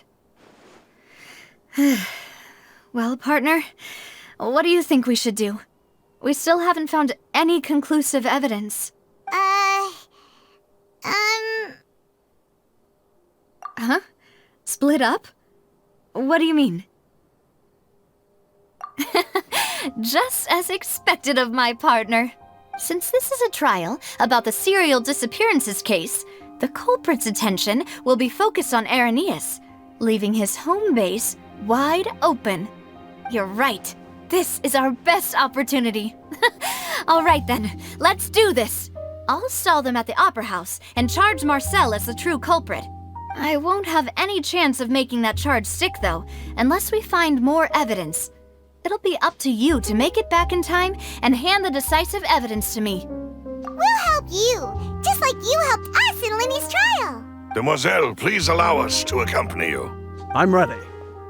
Ah, Malou, Silver, when did you two get here? We heard that you'll be leaving Poisson and figured that you might require our assistance. It's our hope that your confidence will be bolstered with the two of us by your side. Thank you so much. Then, let's make haste for Irenaeus. Paimon, Traveler, I'll see you at the Opera House. See you then!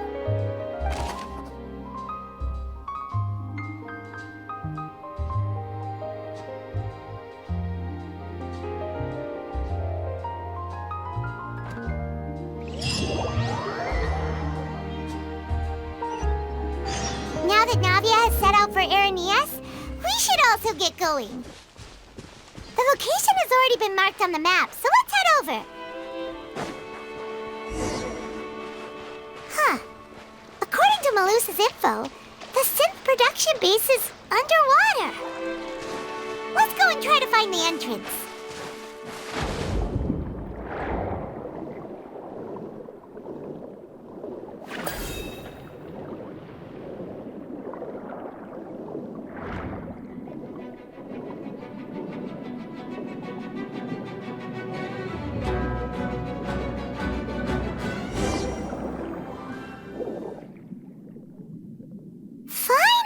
Found it!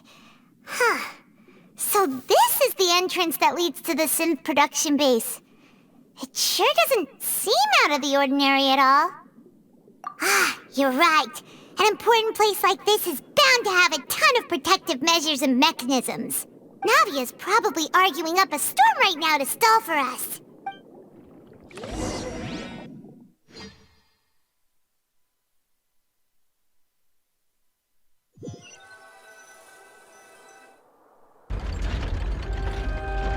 It would appear that I must repeat my question again, Mr. Tartaglia.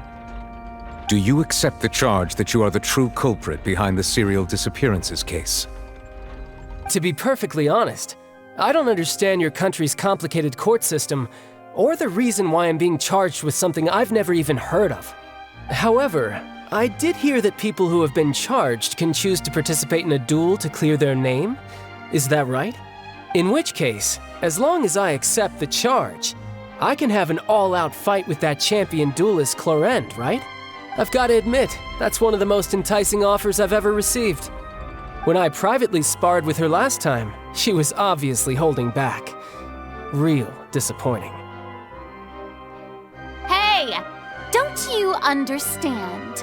You're currently the prime suspect for a major case.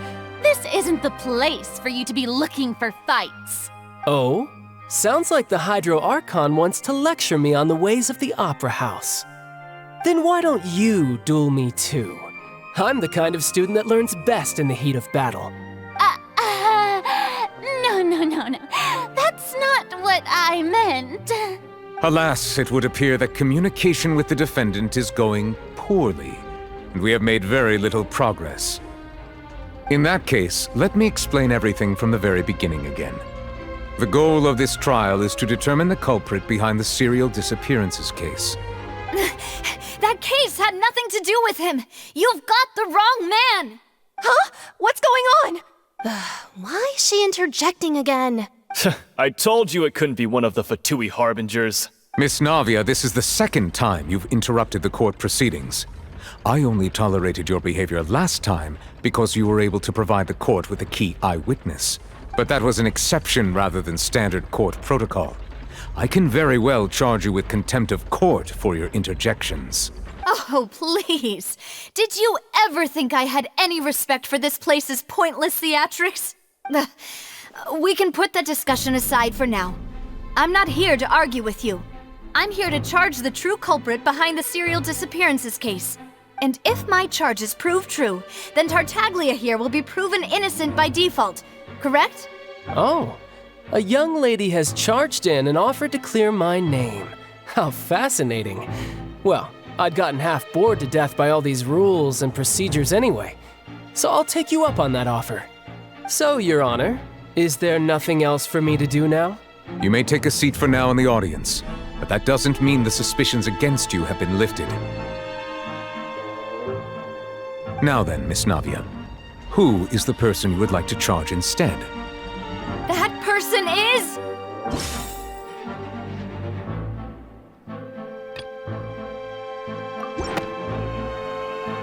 Marcel, the head of Confrérie of Cabrières! Huh? What confrérie?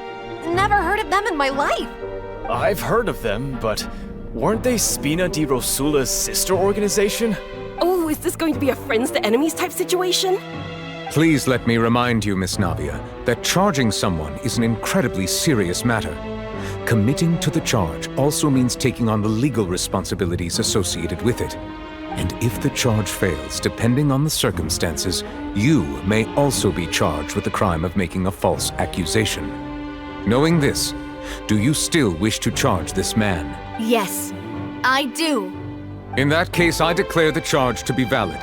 Miss Navia and attorneys, please take your places on the court. Members of the guards, please contact Mr. Marcel right away so that he may stand trial.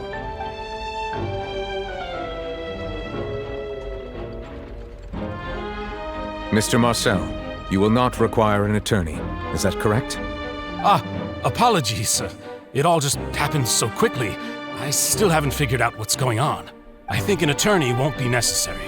This is probably just a misunderstanding between me and Navia. Very well. In that case, since both sides have now arrived, Miss Navia, please present your charges. I would like to take everyone back to 3 years ago, to the case of Callus the Unfaithful. Only through elucidating what really happened in that case can we connect all the dots for the serial disappearances case. Navia, do you really think that I was the one who killed your father? Come on, why would I do that? Callus was my benefactor, and remember both you and I only ran to the scene when we heard the sound of a gun. If that's enough to make me a suspect, wouldn't that make everyone at that banquet a suspect as well? I think there's no point in getting into the specifics right now. The audience doesn't even have the big picture yet. Even I'm struggling to remember some details of that case. Exactly correct, Your Honor. I must refresh everyone's memory about that case before I can explain my charge and reasoning. I see. In which case, I will recount the findings about that case as originally recorded by Maison Gardiennage.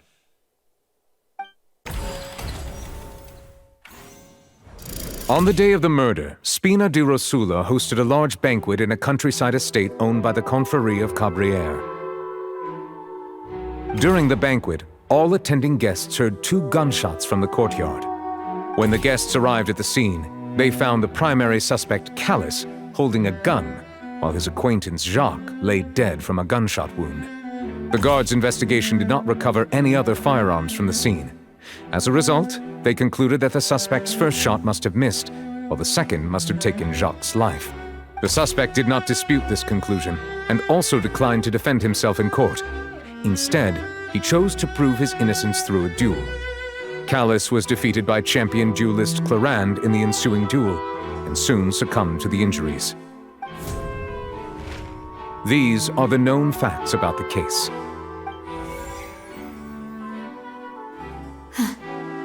The one with the motive to kill was Jacques, not my father. And even so, Jacques still had no reason to pull the trigger. In truth, the third person shot Jacques first, and was shot in turn by my father when my father seized the gun from him. After that, the true culprit turned the third person into water, erasing all traces of him from the scene. Thank you for the summary, Your Honor. Of course, the guard's conclusion appeared quite sensible to us at the time.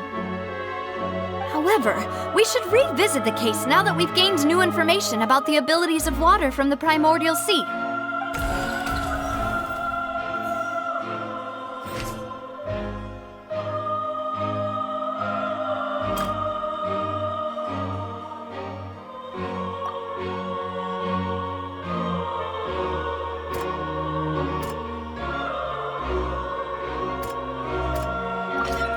testimony of the victim's family confirms that Jacques had thoughts of assassinating Callus when he set out for the banquet. However, in the end, he reconsidered, and instead shared everything with Callus, hoping to seek the latter's protection. Unfortunately for Jacques, the true culprit had already considered this possibility, and had sent out another assassin.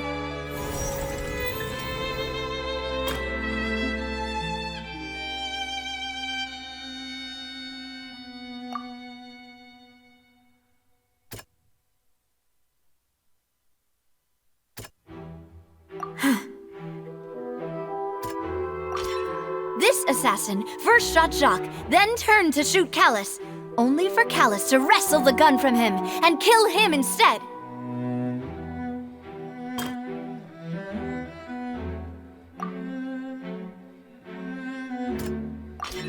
A pile of clothing was found at the scene. The guards once believed they were used by Jacques as a costume to disguise himself. But now, it is clear that the clothes were proof that there was a third person at the scene, and that they were turned into water after committing the murder. Since it was raining that day, the culprit was confident that they could use the rain to wash away all traces of their dissolved accomplice. Realizing this, the true culprit caused the hired assassin to dissolve into water, leading everyone to believe Callus was responsible for Jacques' murder. This is the true version of events.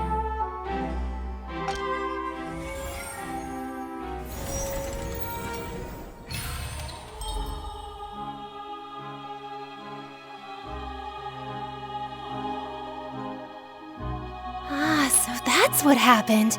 Wait, you're telling me something as dangerous as water from the primordial sea has been used for all these years? What a great theory. It also explains Callus's and Jacques' respective motives. I guess they didn't shoot each other after all. Mr. Marcel, you are the one being charged with the crime.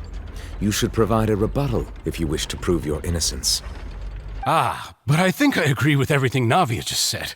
In fact, there was nothing in her speech that directly implicated me. Then, may I ask some questions? In my opinion, we primarily need to determine two things. One, do you have the evidence to back up your claims? I'm afraid not. At least not at this very moment. Boo! If you don't have any evidence, you should just go home! I may not have the evidence with me, but I know where I could go to collect it. If we look up the deserted clothes against a record of people who went missing around the same time, we should be able to find a match. Considering the serial disappearances case, the guards probably kept careful records of all missing persons from around that time, regardless of age or gender. That makes sense to me. Monsieur Neuvillette, I would consider this to be a reasonable investigative direction. Why do I feel like Farina's acting a little differently today? Maybe she's scared of embarrassing herself again? Alternatively, she's become more diligent after charging an innocent citizen in the last trial. My second question has to do with the ensuing duel. If the truth is indeed as you described, then why didn't Mr. Callus explain himself in court? If he had testified that a person had been dissolved, he could have at least mounted a defense. I've thought about this too, and the answer is actually pretty simple. He felt there were things that were more important to him. The dissolving power of water from the primordial sea is an important secret for the true culprit of the serial disappearances case. My father could have exposed it for all to see, but he chose to take it to the grave. At that time, Spina di Rosula was in dire straits, and his reputation had already been shattered. He had no guarantee that going forward with the truth would allow the culprit to be brought to justice. What was certain, however, was that it would paint a gigantic target on my back. Boss once told me that Demoiselle had already been selected as the next target of the serial disappearances case. What? If the secret had gotten out, the culprit would have fought an all-out war with Espina right there and then. I wouldn't have been the only one in danger. All of us would have stood to lose our lives. Of course, the guards might eventually figure out the truth of the matter and determine that we were in the right. But what good would that do? How can a hollow verdict protect anyone? Had this opera house ever given my father any kind of confidence in its brand of justice, Spina di Rosula would have had no reason to exist. But by staying silent, we retained the ability to deter our opponents and continue the stalemate. I was able to become Spina di Rosula's president, which made me harder to target, as well as giving me more time to grow and learn. And once I have figured out the truth and stepped up to the challenge, I will do what this opera house cannot, and restore my father's truth and honor back to him. So, you mean to say, your father intended to die in the duelist's ring? That's right. Do you have any proof? Of course. All you need is to ask his opponent, Clorand. I don't need your apology, your guilt, or your support from the shadows. You don't have to do anything for my sake. But since he entrusted his will to you, Clorand, you should tell us the truth about his sacrifice. So, during the duel, did you believe that Callus was intending to die? Yes, I did. As a champion duelist, I've fought many battles and taken a countless number of dishonored lives. In my line of work, I've seen all kinds of people give their all for the faintest hope to continue living. Some were determined, others passionate, and some even manic and twisted. Just one look and I can tell if a duelist is hoping to live or if they're looking to die. I hereby swear on my name and honor as a champion duelist that Mr. Callus never intended to leave the ring alive. Since that's your testimony, I have no more questions. It appears there really are good grounds to reopen this case. I concur. However, Miss Navia, you still have not explained the link between your father's case and the serial disappearances case. Right? What she said was fascinating, but kind of beside the point. Wait, weren't they just talking about the serial disappearances case? Of course, Your Honor. The two cases are connected via a matter of timing. In my father's case, the culprit intended to kill both Jacques and Callus. As a result, they planned to act after hearing 2 gunshots. And, at the end of Linny's trial, the culprit also only dissolved the victim in front of everyone because they realized they were at risk of being identified. The culprit could only time their actions so precisely if they were already at the scene. Coincidentally, Marcel attended both the banquet and the trial. So that's why you suspected me. Even after hearing your reasoning, I still can't help but find it a little preposterous. I'm used to it, though. You've always been an impulsive and sentimental child, Navia. It's one of your most endearing traits. No need to appeal to pathos. I won't try to refute your points one by one, but even if everything you just said was true, can you prove that I was the only person present at both events? On top of that, does a person have to be physically present to control the timing? Can't someone remotely monitor the place? Don't know what she can say to that. I know that even with that, you might still think you can reduce the list of suspects with some further investigations until I'm the only one left on the list. Alas, who won't feel at least a little hurt by an accusation of murder from a girl you see as your own daughter? But if I were to dismiss this completely, you'd also think I'm not being considerate of your feelings. Ah well, let Uncle Marcel teach you another lesson. Do you know what the biggest flaw in your reasoning is? I suppose you're gonna tell me anyways. It's timing again. I'm a businessman by trade. From that standpoint, there's no reason for me to kidnap young women. It's a high-risk action with nothing to gain. In addition, I left my home in Snezhnaya when I was young to come to Poisson and work in some trade. My business only thrived when I received Callus's patronage. But the disappearances began before I ever stepped foot in Fontaine. I do apologize, demoiselle. This was my mistake. No, it's not your fault. I'm sure he had come prepared. Is there anything else you'd like to say? Would you like to check the date of my first business license against the first known case of the serial disappearances? You can also take a look at my border entry records, or ask my friends and family when I left Snezhnaya for the first time. Could those records and testimonies do something to appease the unspeakable anguish in your heart? Seems like she got the wrong guy. At this rate, Navia will be convicted for falsely accusing him. I think you've done a superb job of dissecting your father's feelings as he neared the end of his life.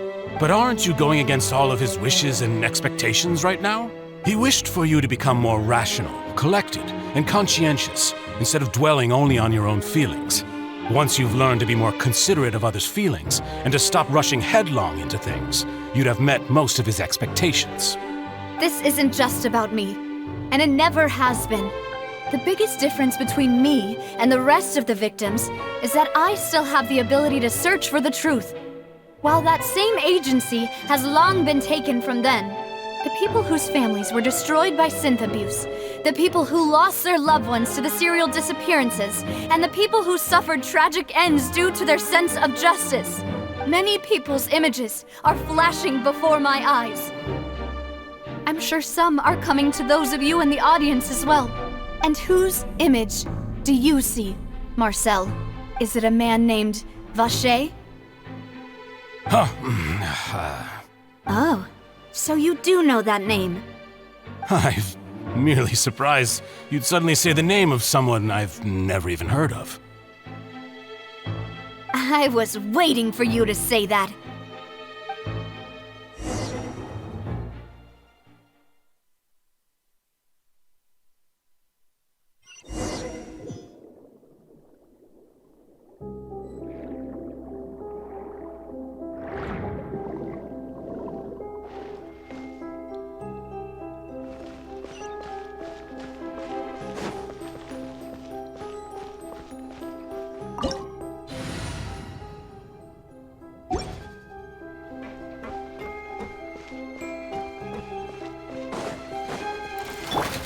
I'll protect us. Cool it! Get him! Ha! Oh, so sorry. Freeze! Ha! Drop! Let it rain. Dodge this! Ah!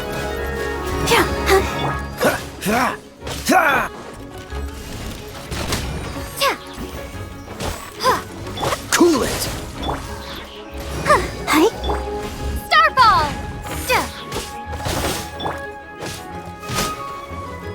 Dodge this! Let the show begin. Shake! Ha! Go, Baron Butt! Cool it! This moment will be frozen in time. Ah!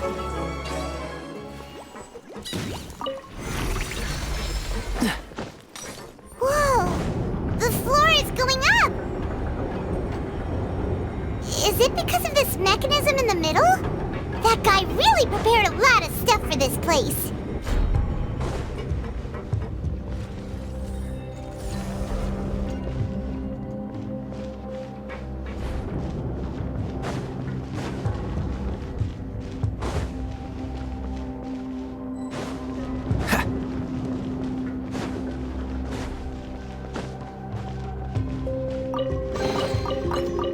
What's the hurry?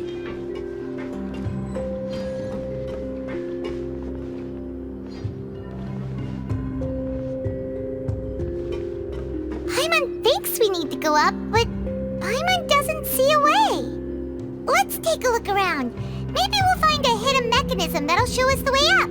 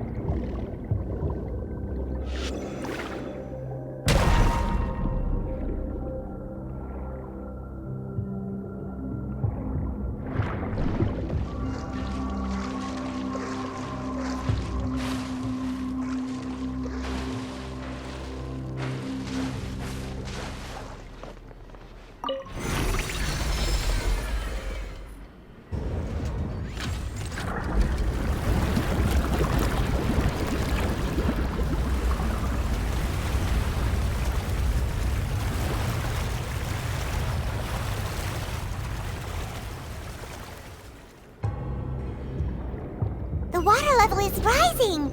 Now we can swim to the top. But this is still a ways away from where we need to go.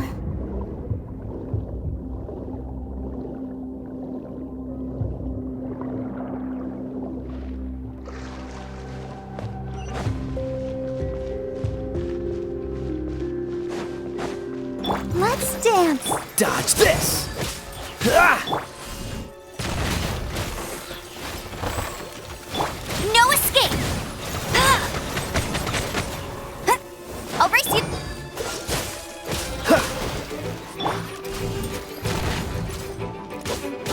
Yeah. Cool it! Drop. Ha! Dodge this! Get him. Don't get frostbite.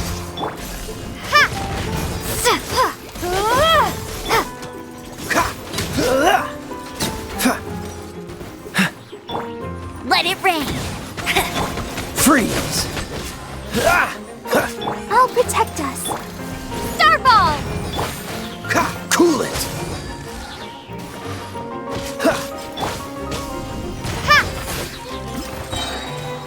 Shake. Go, Baron Bunny. Dodge this! This moment will be frozen in... Drop.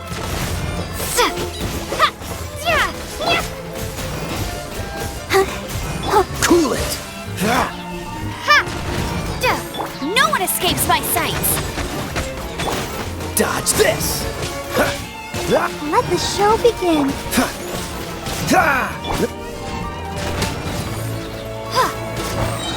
Crumble apart. Cool it! Drop. Dodge this! La la la la.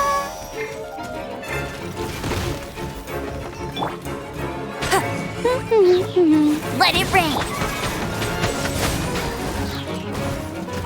Don't get frostbite.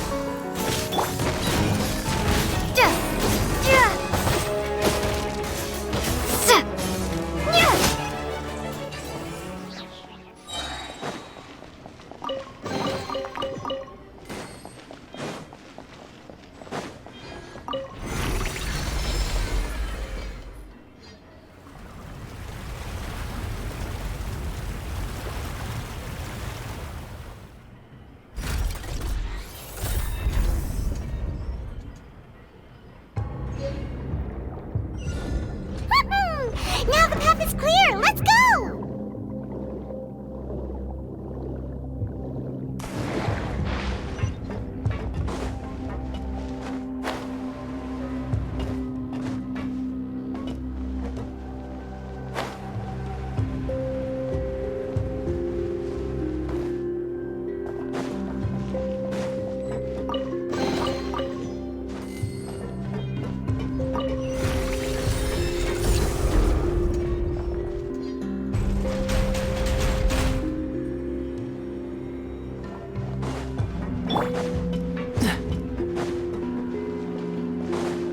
What's the hurry? What's the hurry? Shake! Let's dance. Freeze! Starball!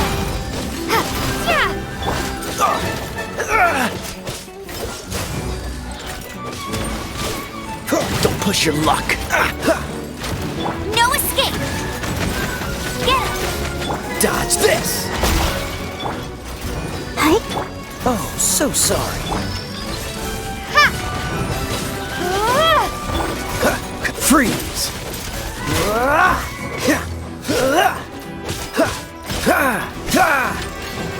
I'll protect us.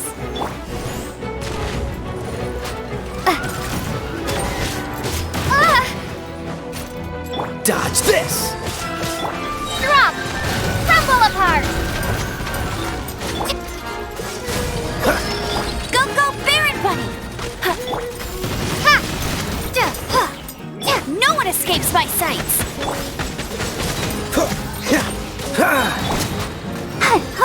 Don't get frostbite.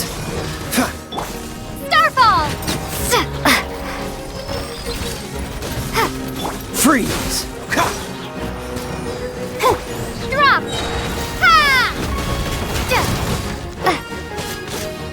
Dodge this! Starball! Come on, we can do it! Let it rain!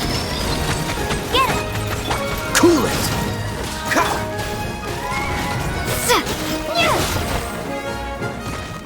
Dodge this! Crumble apart! Let's dance! This moment will be frozen in time. Ah! Ah! Don't push your luck. Drop!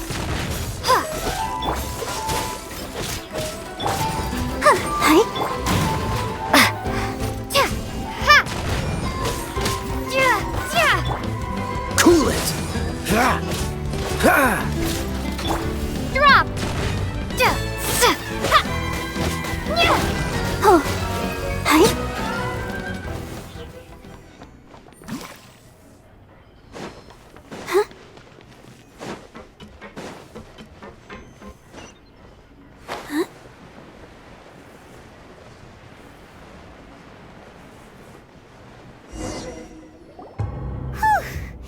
After all that, we finally made it to the innermost sanctum.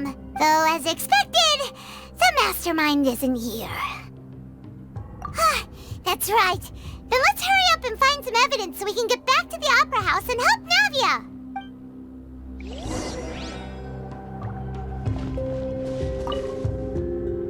What's all this?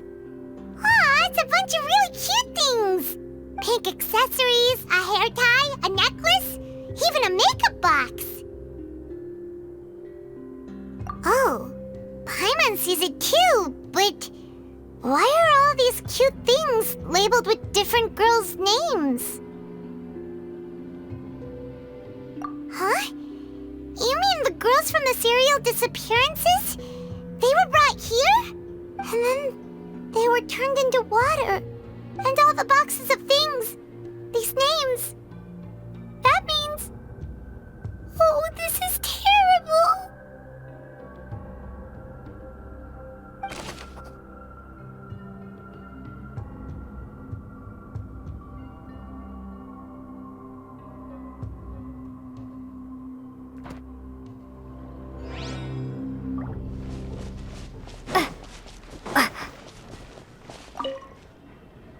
Let's see what's written here. Nothing escapes Detective Paimon's eyes. Callus. Navia's father. Oh, this seems to be an investigation report on him.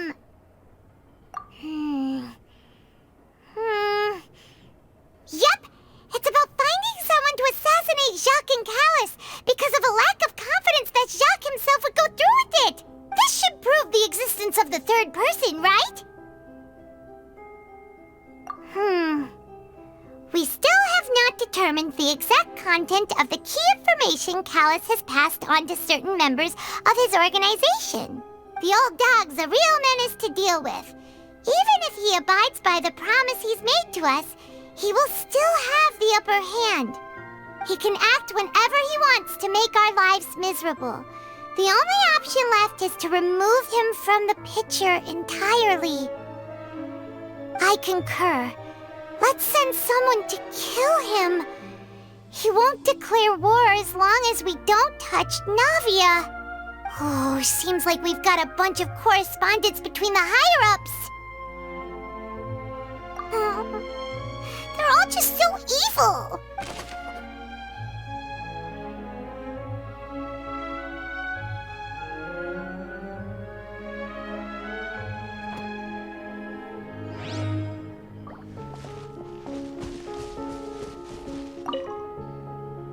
Oh, look! There's an important-looking basin over here, and it's full of water. That means this is where they make all the synth. And that special water is the main ingredient! If you dilute it with normal water, you'll get synth, but the pure stuff can dissolve a human! Paimon will take notes on this incriminating evidence.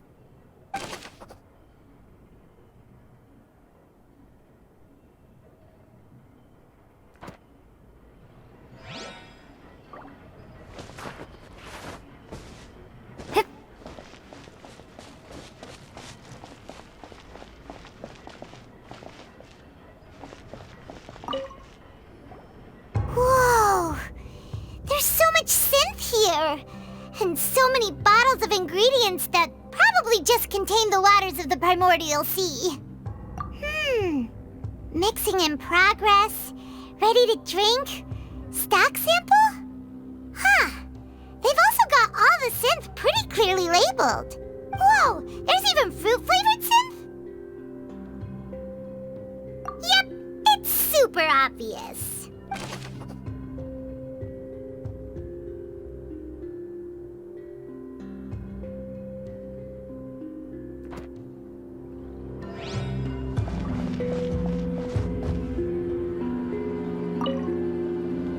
What's this over here? Looks like some kind of place for research. Experiment number 16 aims to verify Jacob Ingold's research conclusions on the primordial sea and use his theory as a foundation to achieve a breakthrough. The experiment was a failure. No individual managed to resurface from the water from the primordial sea. Female specimens 22, 23, and 24 were dissolved.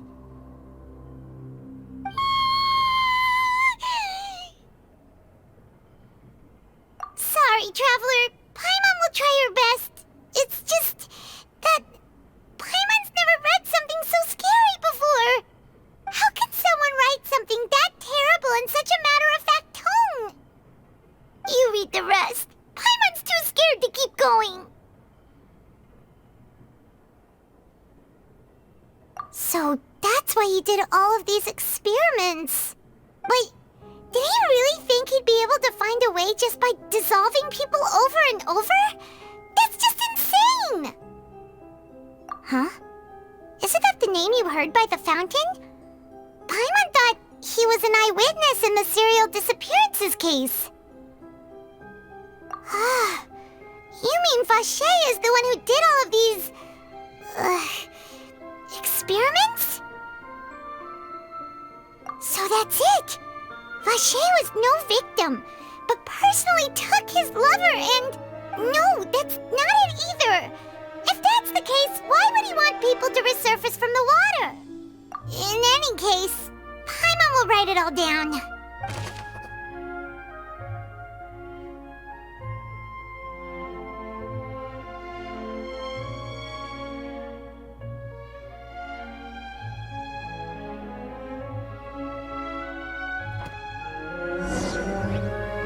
We've looked at almost everything here, and it seems like our theories were spot on.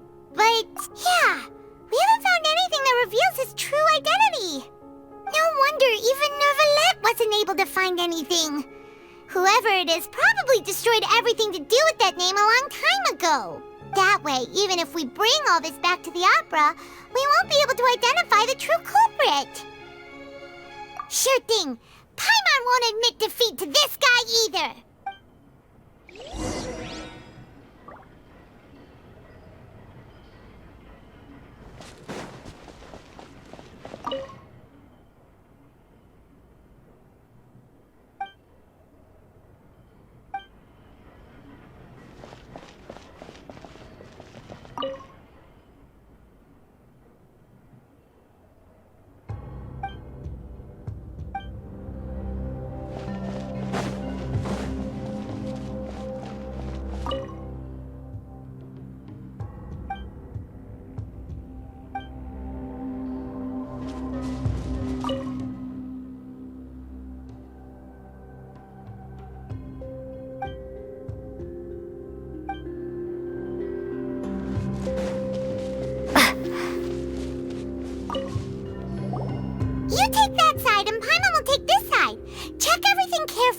We'll find something for sure.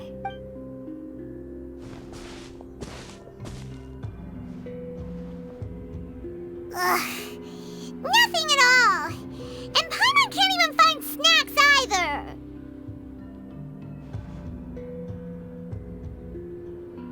Whoa, really? Let Paimon see. Vinier. Isn't that Vache's lover's name? Then you found her diary. Let's see. Aw, it's just a normal diary chronicling their love story. She was so sweet, too. Oh, Paimon feels even worse for her now. So many! A whole page's worth! But they're all crossed out. Was she unhappy with all of them?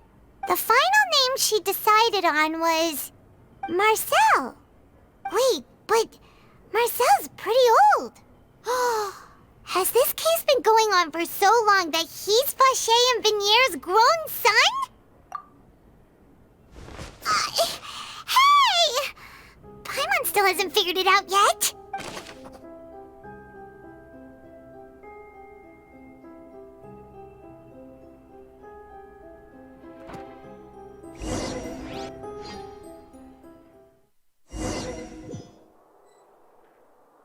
And whose image do you see, Marcel?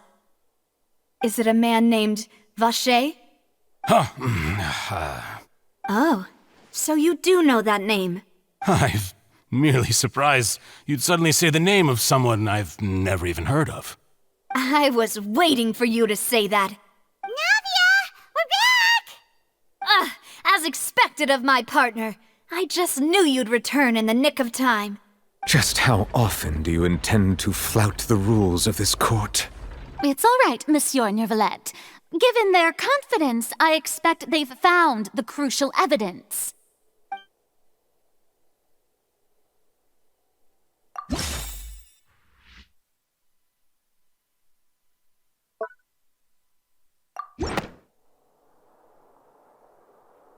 But the truth of it, Marcel, is that you've always been Vacher. Huh? We've investigated your lair and we already know everything! After your lover, Vinier, was dissolved, you kept abducting young women to experiment on the hopes of bringing her back to you! You even created Marcel as a new identity and destroyed all records of your past as Vacher! So that's it. Even the villains in opera performances rarely go that far. And with that, Marcel's motive has now been established. This information regarding your past also dismantles your prior timing defense. Well, Marcel, do you know where you went wrong? You fixated your gaze on the lover that passed away, instead of paying attention to the living people around you. So, you never noticed how we changed, or how we grew as individuals. You also never understood Boss's real expectations for his daughter. Or our determination to see things through. Your determination? Mr. Marcel, please speak up now if you would like to defend yourself. Otherwise, the trial will move on to the next stage. Do you really think I wanted to do any of this? Pay attention to you? What for?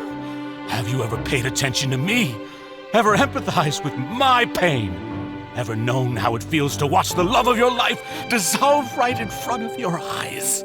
No one helped me. No one even believed me. All those decades ago, even the officers from the Maison Gardiennage were laughing at me. They said there's no way a human being can turn into water. So I must have gone mad from grief. Vinier's death was brushed away by all of you as if it didn't matter at all. Well, now you know, don't you? Ha! Well, it's too late now. All those who were dissolved are gone forever. You only have yourselves to blame. You set up this ornate opera house in pursuit of your so-called justice, your beloved drama, while turning a blind eye to the suffering of the people. Vinier is dead. We promised each other that we would always be together. Wherever she goes, I will follow. But I'm not from this blasted place. So I can't be dissolved. No matter what I do. Hey, is that water from the primordial sea that he's drinking? I can't dissolve! Can't dissolve! Can't dissolve! Do you all see? I can't go, I can't follow. So if I can't go where she is, what choice do I have but to try to bring her back? I did all of that, and in the end, that accursed Callus still got the better of me. I spent my entire life living on pins and needles, only to get stabbed by his idiot daughter at the very end. The suspect is exhibiting signs of mental distress. Guards, please restrain him. Don't touch me! Don't anybody come near me! I still need to save Vignere. Our promise. We made a promise. Vignere! Please, Vignere! Don't think badly of me. All I want to do is fulfill our promise. At this point, the verdict of this trial is clear. With Mr. Marcel's conviction, the charges against Mr. Tartaglia no longer have any basis. Fine by me. I was in a bad mood, but after a show like that, I'm actually feeling pretty good. Traveler, please submit all the evidence you have collected to the guards, so that I might review and summarize the truth behind the serial disappearances case. The man now known as Marcel was originally named Vacher and worked as an adventurer with his partner and lover Vignere. During an underwater expedition, Vignere accidentally came into contact with water from the primordial sea and was dissolved in front of Vacher as a result.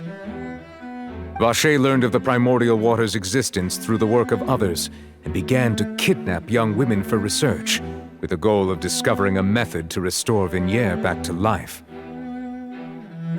To cover his tracks, he invented the new alias of Marcel and began to operate a business in Poisson. During the course of his research, Vacher discovered that a diluted concoction of water from the primordial sea can induce feelings of euphoria and began to manufacture and market synth. However, as he accumulated wealth to fund his continued research and expanded the scope, he came into conflict with Spina di Rosula. After exchanging blows with Spina di Rosula for many years, Vacher decided to assassinate their president Callus at a banquet. Although the assassination did not go as Vacher expected, he was able to turn Callus into the murder suspect by dissolving the assassin he sent to the scene. And just recently, Vacher attempted to frame Linny as the culprit of the serial disappearances case, using a similar method. However, his attempt to frame Linny failed, and the power of water from the primordial sea became public knowledge. This case also exposed enough of Vacher's machinations that he was eventually successfully charged in court. Thus concludes the enigmatic history of the serial disappearances case, with the truth revealed to all. The Oratrice will now deliver the final verdict regarding the charges against Mr. Vacher.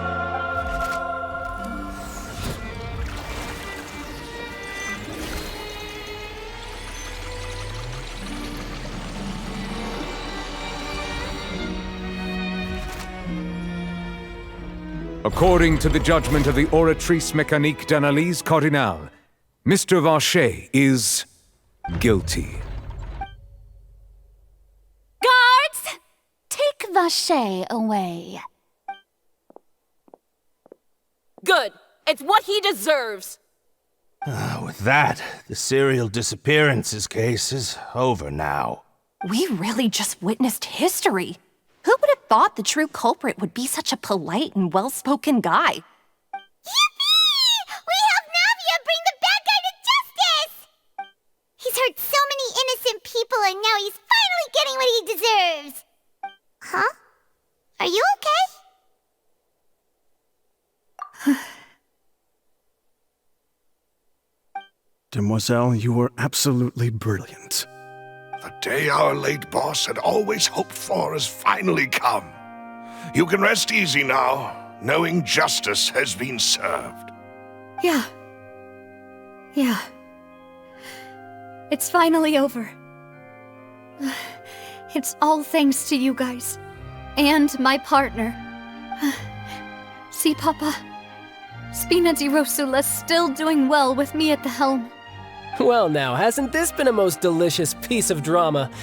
The villain has been caught, justice has been served, past wrongs have been righted, and it's a big ol' happy ending. Since it's been such a great show, I'll just let the false accusations against me slide. Either way, I've still got some business to attend to. So, if you'll excuse me... Please wait just one moment, Mr. Tartaglia. Ugh, what now? None of this has anything to do with me. According to court protocol, since this trial was initiated due to a charge against you, a verdict must also be made regarding the initial charge before the trial can conclude. Oh, come on. Is this really necessary?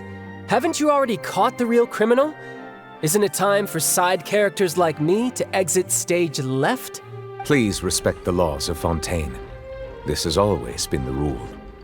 All right, but this sure is a lot of hassle. All I need to do is stand over there, right? Let's just get this over with. Through evidence presented in the public trial that was just held, it has been established that Mr. Tartaglia has no direct connection to the serial disappearances case. The guilty party has been identified, and thus it is logical to suppose Mr. Tartaglia is innocent of the charges. We now turn to the Oratrice Mécanique d'Analyse Cardinale to render the final verdict on the charges. According to the judgment of the Oratrice Mécanique d'Analyse Cardinale, Mr. Tartaglia is guilty. What? Hey! That's not funny! Didn't you just say I'm supposed to be innocent? What's with this verdict? Is your justice machine malfunctioning? Huh? This has never happened before. The Oratrice actually returned a different verdict from the Chief Justice. I mean, have you ever heard of an innocent Fatui Harbinger? Do you think the Oratrice might have just convicted him on general principle? But weren't the charges about the serial disappearances case? No matter what else he's guilty of, it shouldn't affect the verdict in this case, right? The judgment of the Oratrice Mécanique d'Analyse Cardinale is, by law, the final verdict of the court. We must accept the guilty verdict. Guards, please take the suspect into custody per court protocol.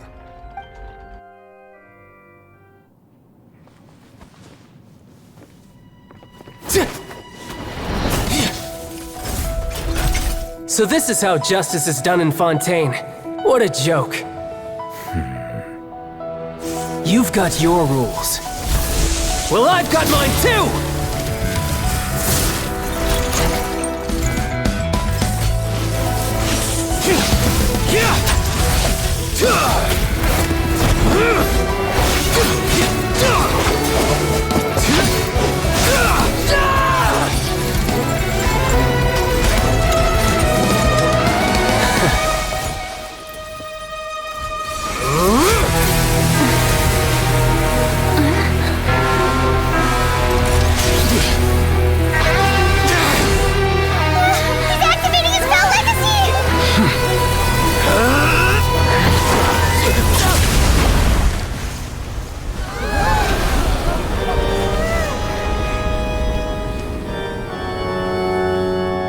I am sorry.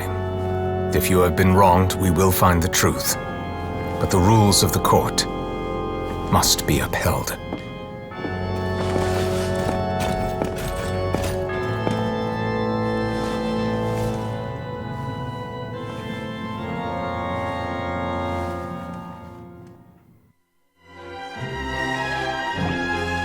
Hey, Monsieur Novelette, what's going on? Shouldn't they have been cleared already? Apologies. This is also the first time I've encountered such a situation. However, according to the rules established at the conception of Fontaine's court system, the Oratrice's judgment is the final verdict of the court. All I do is follow court procedure. As for why the Oratrice arrived at the conclusion it did, you should probably ask someone more knowledgeable than me. Why are you looking at me? I had nothing to do with it! I don't know what happened there either. Hey, stop staring at me! What does Lady Farina mean by that? She says she has no idea either? But that's impossible. Didn't she create the Oratrice herself? Yeah, so are the verdicts reliable or not? Can results like this really be called justice? My Why, dearest citizens, did you really think we'd allow an incorrect verdict to be handed out in this court? Did you really believe that the judgment could be mistaken or be the result of some sort of random mishap? Don't tell me you thought even I had been blindsided by the Oratrice's result. But the way she looked just now, it was pretty obvious she had no idea what was going on. However, given the state of things, I shall give you an explanation. Everything that just took place, including my supposed shock and bafflement, was a part of an elaborate performance, with every action meant to stir up drama and excitement. And, of course, for every performance there is a script. Everything has unfolded exactly as I expected from the very beginning. As the embodiment of the very concept of justice, the Oratrice shall never render an arbitrary judgment! If you thought Child had nothing to do with the serial disappearances case, it is only because you've been blinded by the superficial appearance of innocence. Everything he's done, not to mention the danger he poses, are beyond ordinary comprehension and completely unforgivable! All shall be revealed in time. You will come to understand my noble intentions, as well as the absolute correctness of the Oratrice's verdict.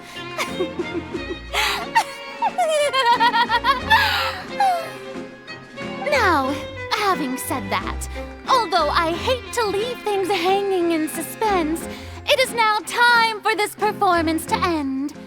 As the lead actress, I shall be the first to take my leave. Toodaloo! So she chose to make her escape after all, did she? So you're saying we shouldn't put much stock into what she just said? She probably just put on that performance to save face. As for the truth, it's unlikely that she actually has any idea. However, please be assured that I will continue to investigate this case in a personal capacity. Just as I promised, if the judgment has been incorrect, we will do our utmost to clear his name. All right. Even though we feel pretty badly for him, we'll take your word for it for now. After all, he's done plenty of bad stuff, so he should have known he'd go to prison someday, right?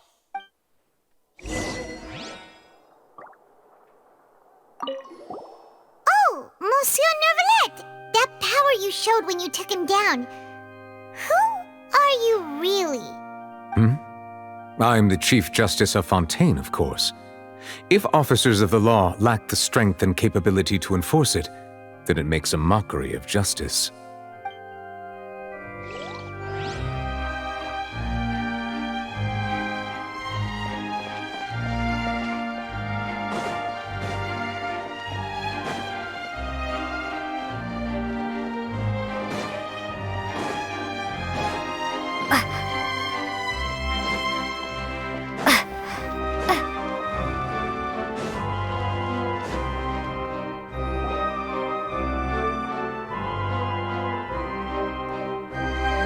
Hey, what are you doing? Quick, stop him!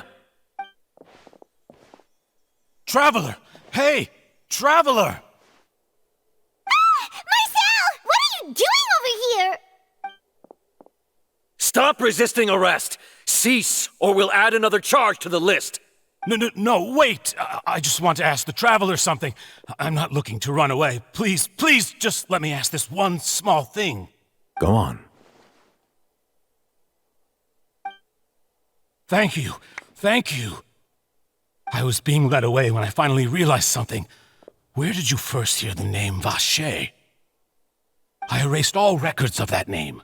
So, unless... Are you still trying to prove your innocence? Give it up, you've already been convicted. Really? You did? You're sure? You met her? But how could that be? How did you manage to do it? The Fountain of Lucine? Then she's been so close to me all along. And I just never... Please, please give me a chance to talk to her again. Just let the Traveler take me to the fountain to see her one last time. This is the last request I'll ever make in my life. You can do whatever you want to me afterwards. I don't care. What? Give an inch and you want to take a mile? Do you think serial killers get to make requests like that? Paimon agrees. Why should we give him what he wants when he's only done a ton of super terrible things? This request, is it worth as much to you as your life? Of course! Wait, no. It's worth even more than my life. Humans. Will they betray the instinct to live just to satisfy spiritual needs? Very well. I will grant your request. Your Honor, I fear that... I will go with him. You do not need to worry about any escape. In that case, I shall leave him in your most capable hands, Chief Justice. Thank you, Your Honor.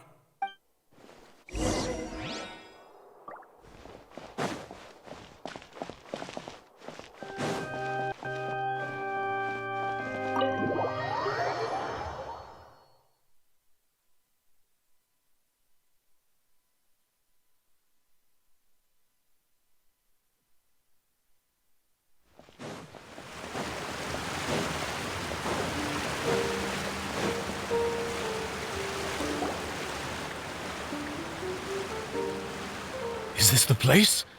You said she's here, but what do I need to do to see her? Yeah, and even Paimon could hear her after drinking that thing. Didn't you just drink a lot of it on the stage as well? Oh, in that case... Vache! Ah! Yes, that's it! So you heard it too! Vignier, it's me! It's me, Vache! Vache? Vache! I'm here! Where are you, Vignier? I'm coming for you. I'm finally here for you. Hey, wait! Be careful! Hey, wait! Vignier, is that you? It's me, Vache! Vignier! Vache? Why did you come? Didn't I say? You don't need to look for me. You look a lot older than I remember. How long has it been? It's been more than 20 years. I've suffered for over 20 years since the day you left. All this time, only the thought of bringing you back has kept me alive. Nothing else mattered to me. I must be dreaming. Who would have thought I'd get the chance to tell you all of my feelings like this? Vignier, you are my everything. I really don't know how I could live without you. But Vache, if you ask me, this world would be better off without you. What are you saying? If not for you, I would have finished my law degree and probably become a top-tier attorney one day. If not for you, I would have continued to pursue my love of the arts, and my works would have been displayed in the Palais Mermonia itself. If not for you, I would at least have been able to take care of my mother. And she would not have grown old and died alone, with nothing but the tears on her cheeks. It's all because of your selfishness, Vache. It's all because of you. You... Wait, you are not Vignier. Who are you? You're right. I am not Vignier. I am the sacrifices. Every woman who died by your hand, as our bodies dissolved, our consciousnesses flowed back to the primordial sea. Our thoughts circulated endlessly within the primordial sea, and we were no longer individuals, but we became one, just as streams of water come together in the sea. I'm Cressy. I'm Lemonie. I'm Azine. The only one I am not is Vignier. Why? But then... Where is Vignier? She doesn't want to see you anymore. Every tendril of her consciousness is avoiding you. This is what you get for your selfishness. Your selfishness robbed us of our lives and our futures. You said time and time again that you'd do any and everything for her. But did you ever consider whether she'd want to see you do the things that you did? If she would despise you for what you became?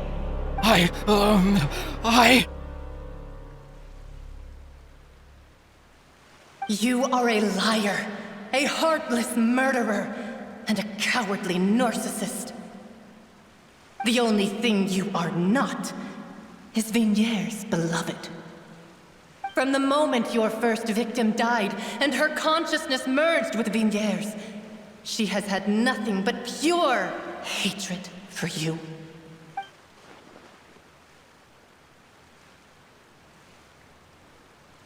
No! Vignier! She can't hate me. Let me see her, please. Have mercy. You still don't understand. When I said don't look for me, that came from the real Vignier. She really doesn't want to see you anymore. But on top of that, she also said that because it's her final drop of pity for you. She said that because she knew that if you did come here, we will show no mercy to you. Vache. Vache? Vache? Vache. Vache. Vache. Vache. Drown.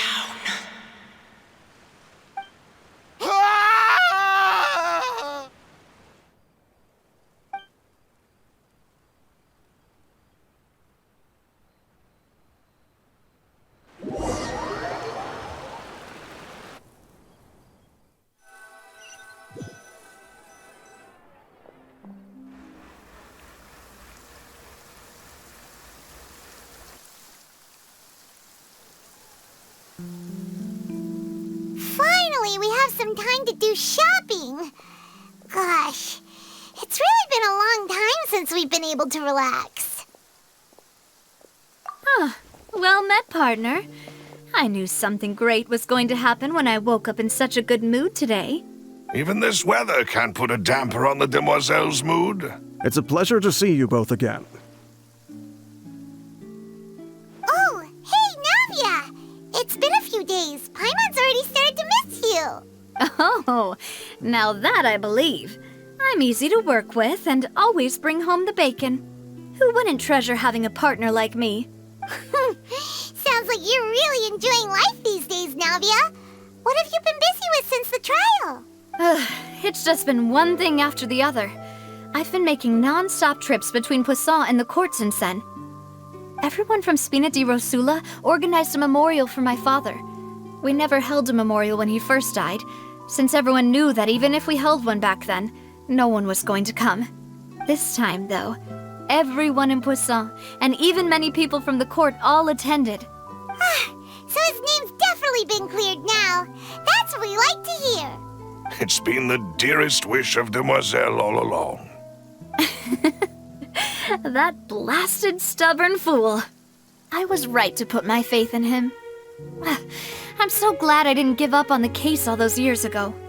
Oh, by the way, I ran into Charlotte just after I left the memorial service. Well, maybe it'd be more accurate to say I knew she would be there, and there was no way she'd just let me go. Huh? So you know Charlotte too? The Charlotte? Journalist from the Steambird? Yeah, way back when I first became the president of the Spina di Rosula, she was all over me. Wouldn't take no for an answer. I believe the story was called The True Heart of Darkness, Secret Tales of the Yellow Rose. To be fair, though, it was a really flattering feature. So, we've been on pretty good terms ever since. She was trying to lean on our friendship to get me to do an exclusive piece on the serial disappearances case. Oh yeah, she told us about that. She's always been super interested in that case, so now her wishes finally come true too. Anyway, I told her to make sure that when she writes about you guys entering the opera house with the critical evidence, that you both sound really cool. Now that's another thing to look forward to. We trust Charlotte's skills with a pen for sure. Oh, and in other news, I also took Clorand out for a meal. Oh, are you two on better terms now? While you were investigating Vaché's headquarters, Clorand gave testimony on my father's behalf. It was thanks to her that we were able to turn the tide. I wanted to thank her. I mean, there's also no point in being awkward all the time, so we took the chance to reconcile with each other. Oh, that's great. Paimon also thought Clorand wasn't actually a bad person. It's always good to have more friends. Anyway, now that the case has finally been solved, perhaps it will slowly begin to fade from the public consciousness. Oh, actually, there's still one last thing I need to do. What is it?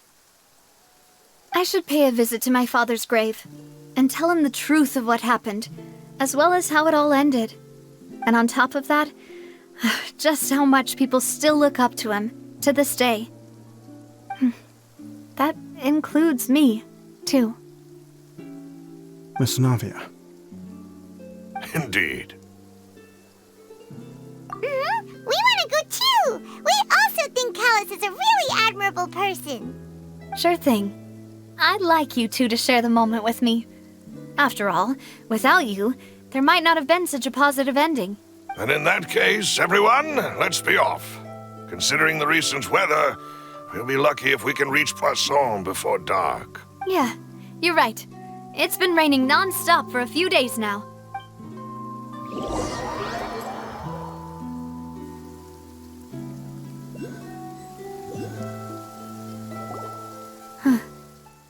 This is where my father's grave is. To be perfectly honest, even I haven't been back here for a long time. Huh? There's someone there already. Wait. That figure. It can't be... Isn't that Neuvillette? Why would the Chief Justice be here? Huh? Navia?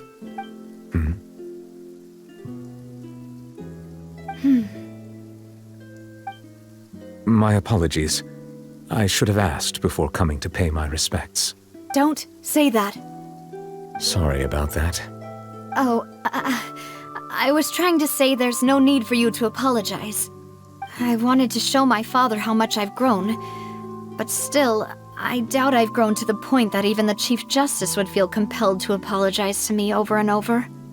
In that case, I will stop apologizing for now. You really could use some pointers on understanding human emotions, Monsieur Neuvillette. In any case, why did you come to Poisson? Well, ever since that day, I've been turning a question over and over in my head. Just what is justice anyway? There was once a time when I didn't want to believe that there could be anything more important to humans than life itself.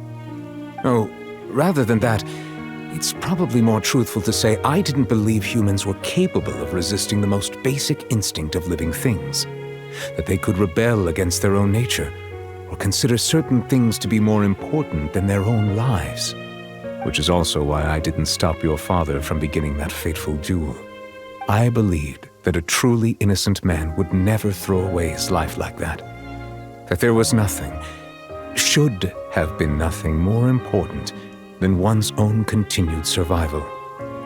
But Mr. Callus proved me utterly and decisively wrong. If not for his sacrifice, the serial disappearances case would have remained unsolved to this day. Mr. Callus made the choice he did for his daughter, for his associates, and for many people completely unrelated to him. And in the end, from a certain perspective, one could say that he did it all for the sake of justice. A justice that's higher than life itself. So, you asked me why I came here. I just wanted to say my apologies to Mr. Callus in person. I should have noticed all of this much sooner. This regret has filled me with a sadness that has haunted me for days. That high and mighty chair in the Opera Epiclese indeed insulates one from many important things. Spina di Rosula, thank you so much for your hard work and perseverance. I'm sorry for being mad at you before. So, you're actually one of those types that's cold on the outside, but pretty thoughtful on the inside, huh? That reminds me of Silver, one of my guys. Sorry about that. Self-expression is not one of my strong suits. Didn't I just say you don't need to apologize? Ah, so Navia and Neuvillette seem to have made their peace as well. Let's not disturb them for now. We can wait till after they're done.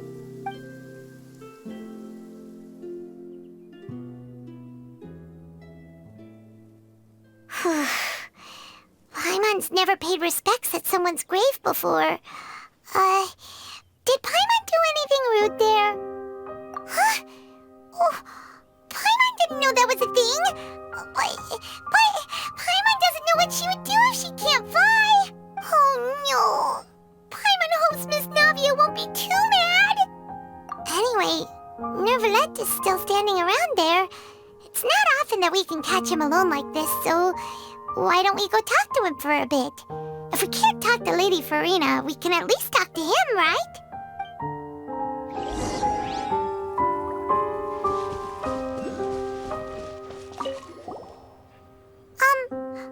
Paimon's really sorry, Navia, but Paimon did something pretty disrespectful just now. What are you saying, Paimon? I don't think I get it. Well, aren't you not supposed to fly around someone's grave? Huh? Who told you that? Hey, Traveler! Why did you mess with Paimon again?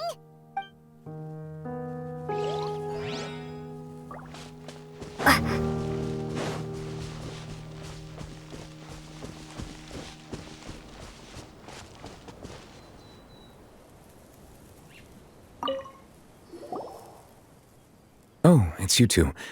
Did Miss Navia invite you to come pay your respects to her father? Mm-hmm. We ran into Navia on the streets today, so we just followed her here. I see. Then is there something that I can help you with? Well, it's pretty hard to run into you like this, since you're usually super busy. So we figured we could try to ask you a few questions, if that's okay.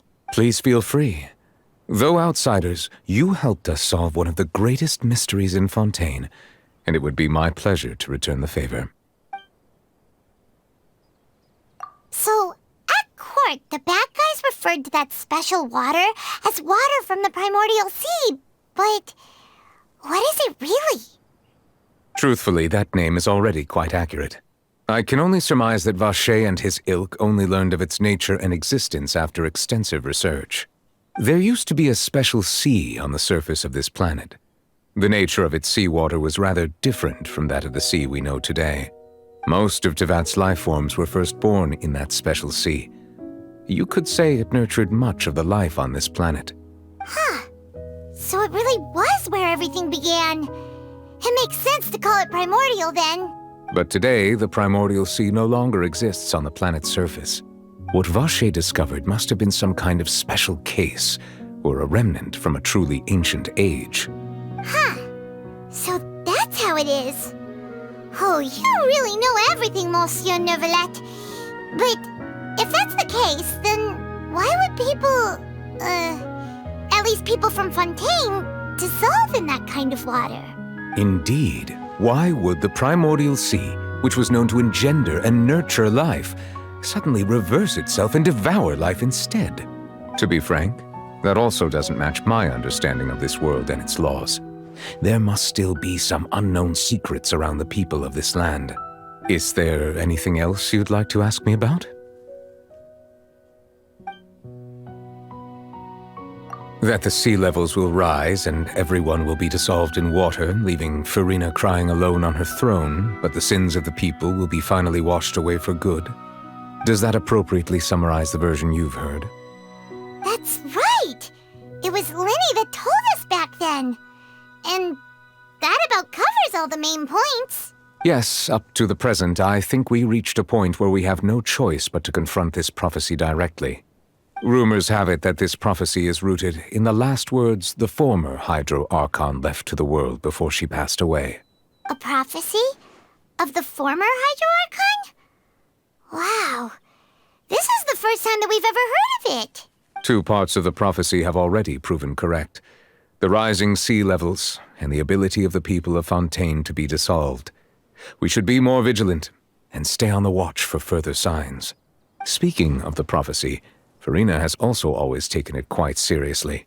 Indeed, she has been collecting information and intelligence from across Tevat for this purpose.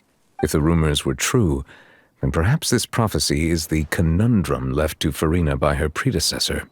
But with Farina being the way she is, can we really trust her to solve it? Is there anything else you'd like to ask me about?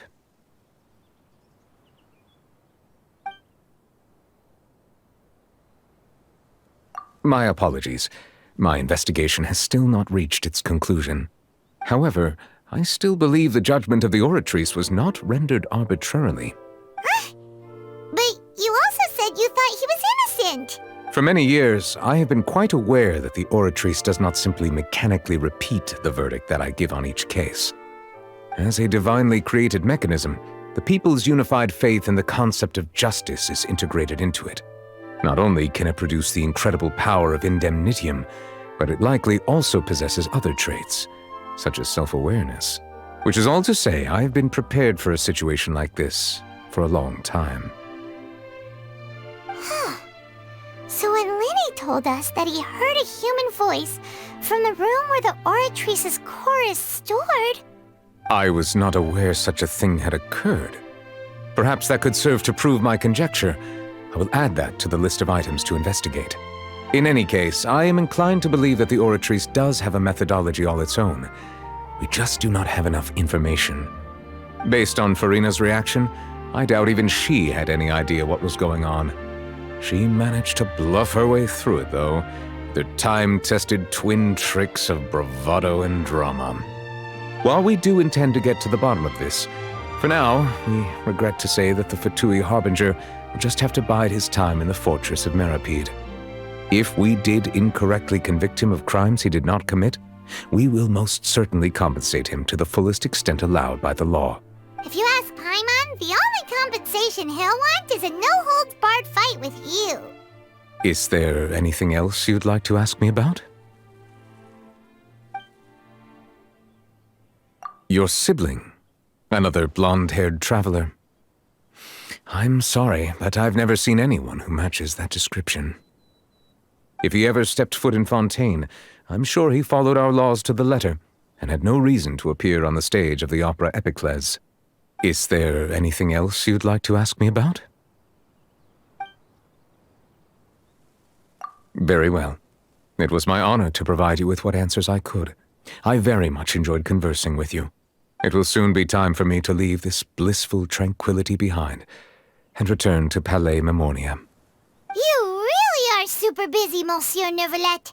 Paimon thought you only came here to pay your respects today because you had the day off. Crime and villainy do not have the day off, and so justice must work around the clock as well. This is merely the nature of a justice's work. All right, you've got a point. Huh? Paimon just noticed that the rain has stopped.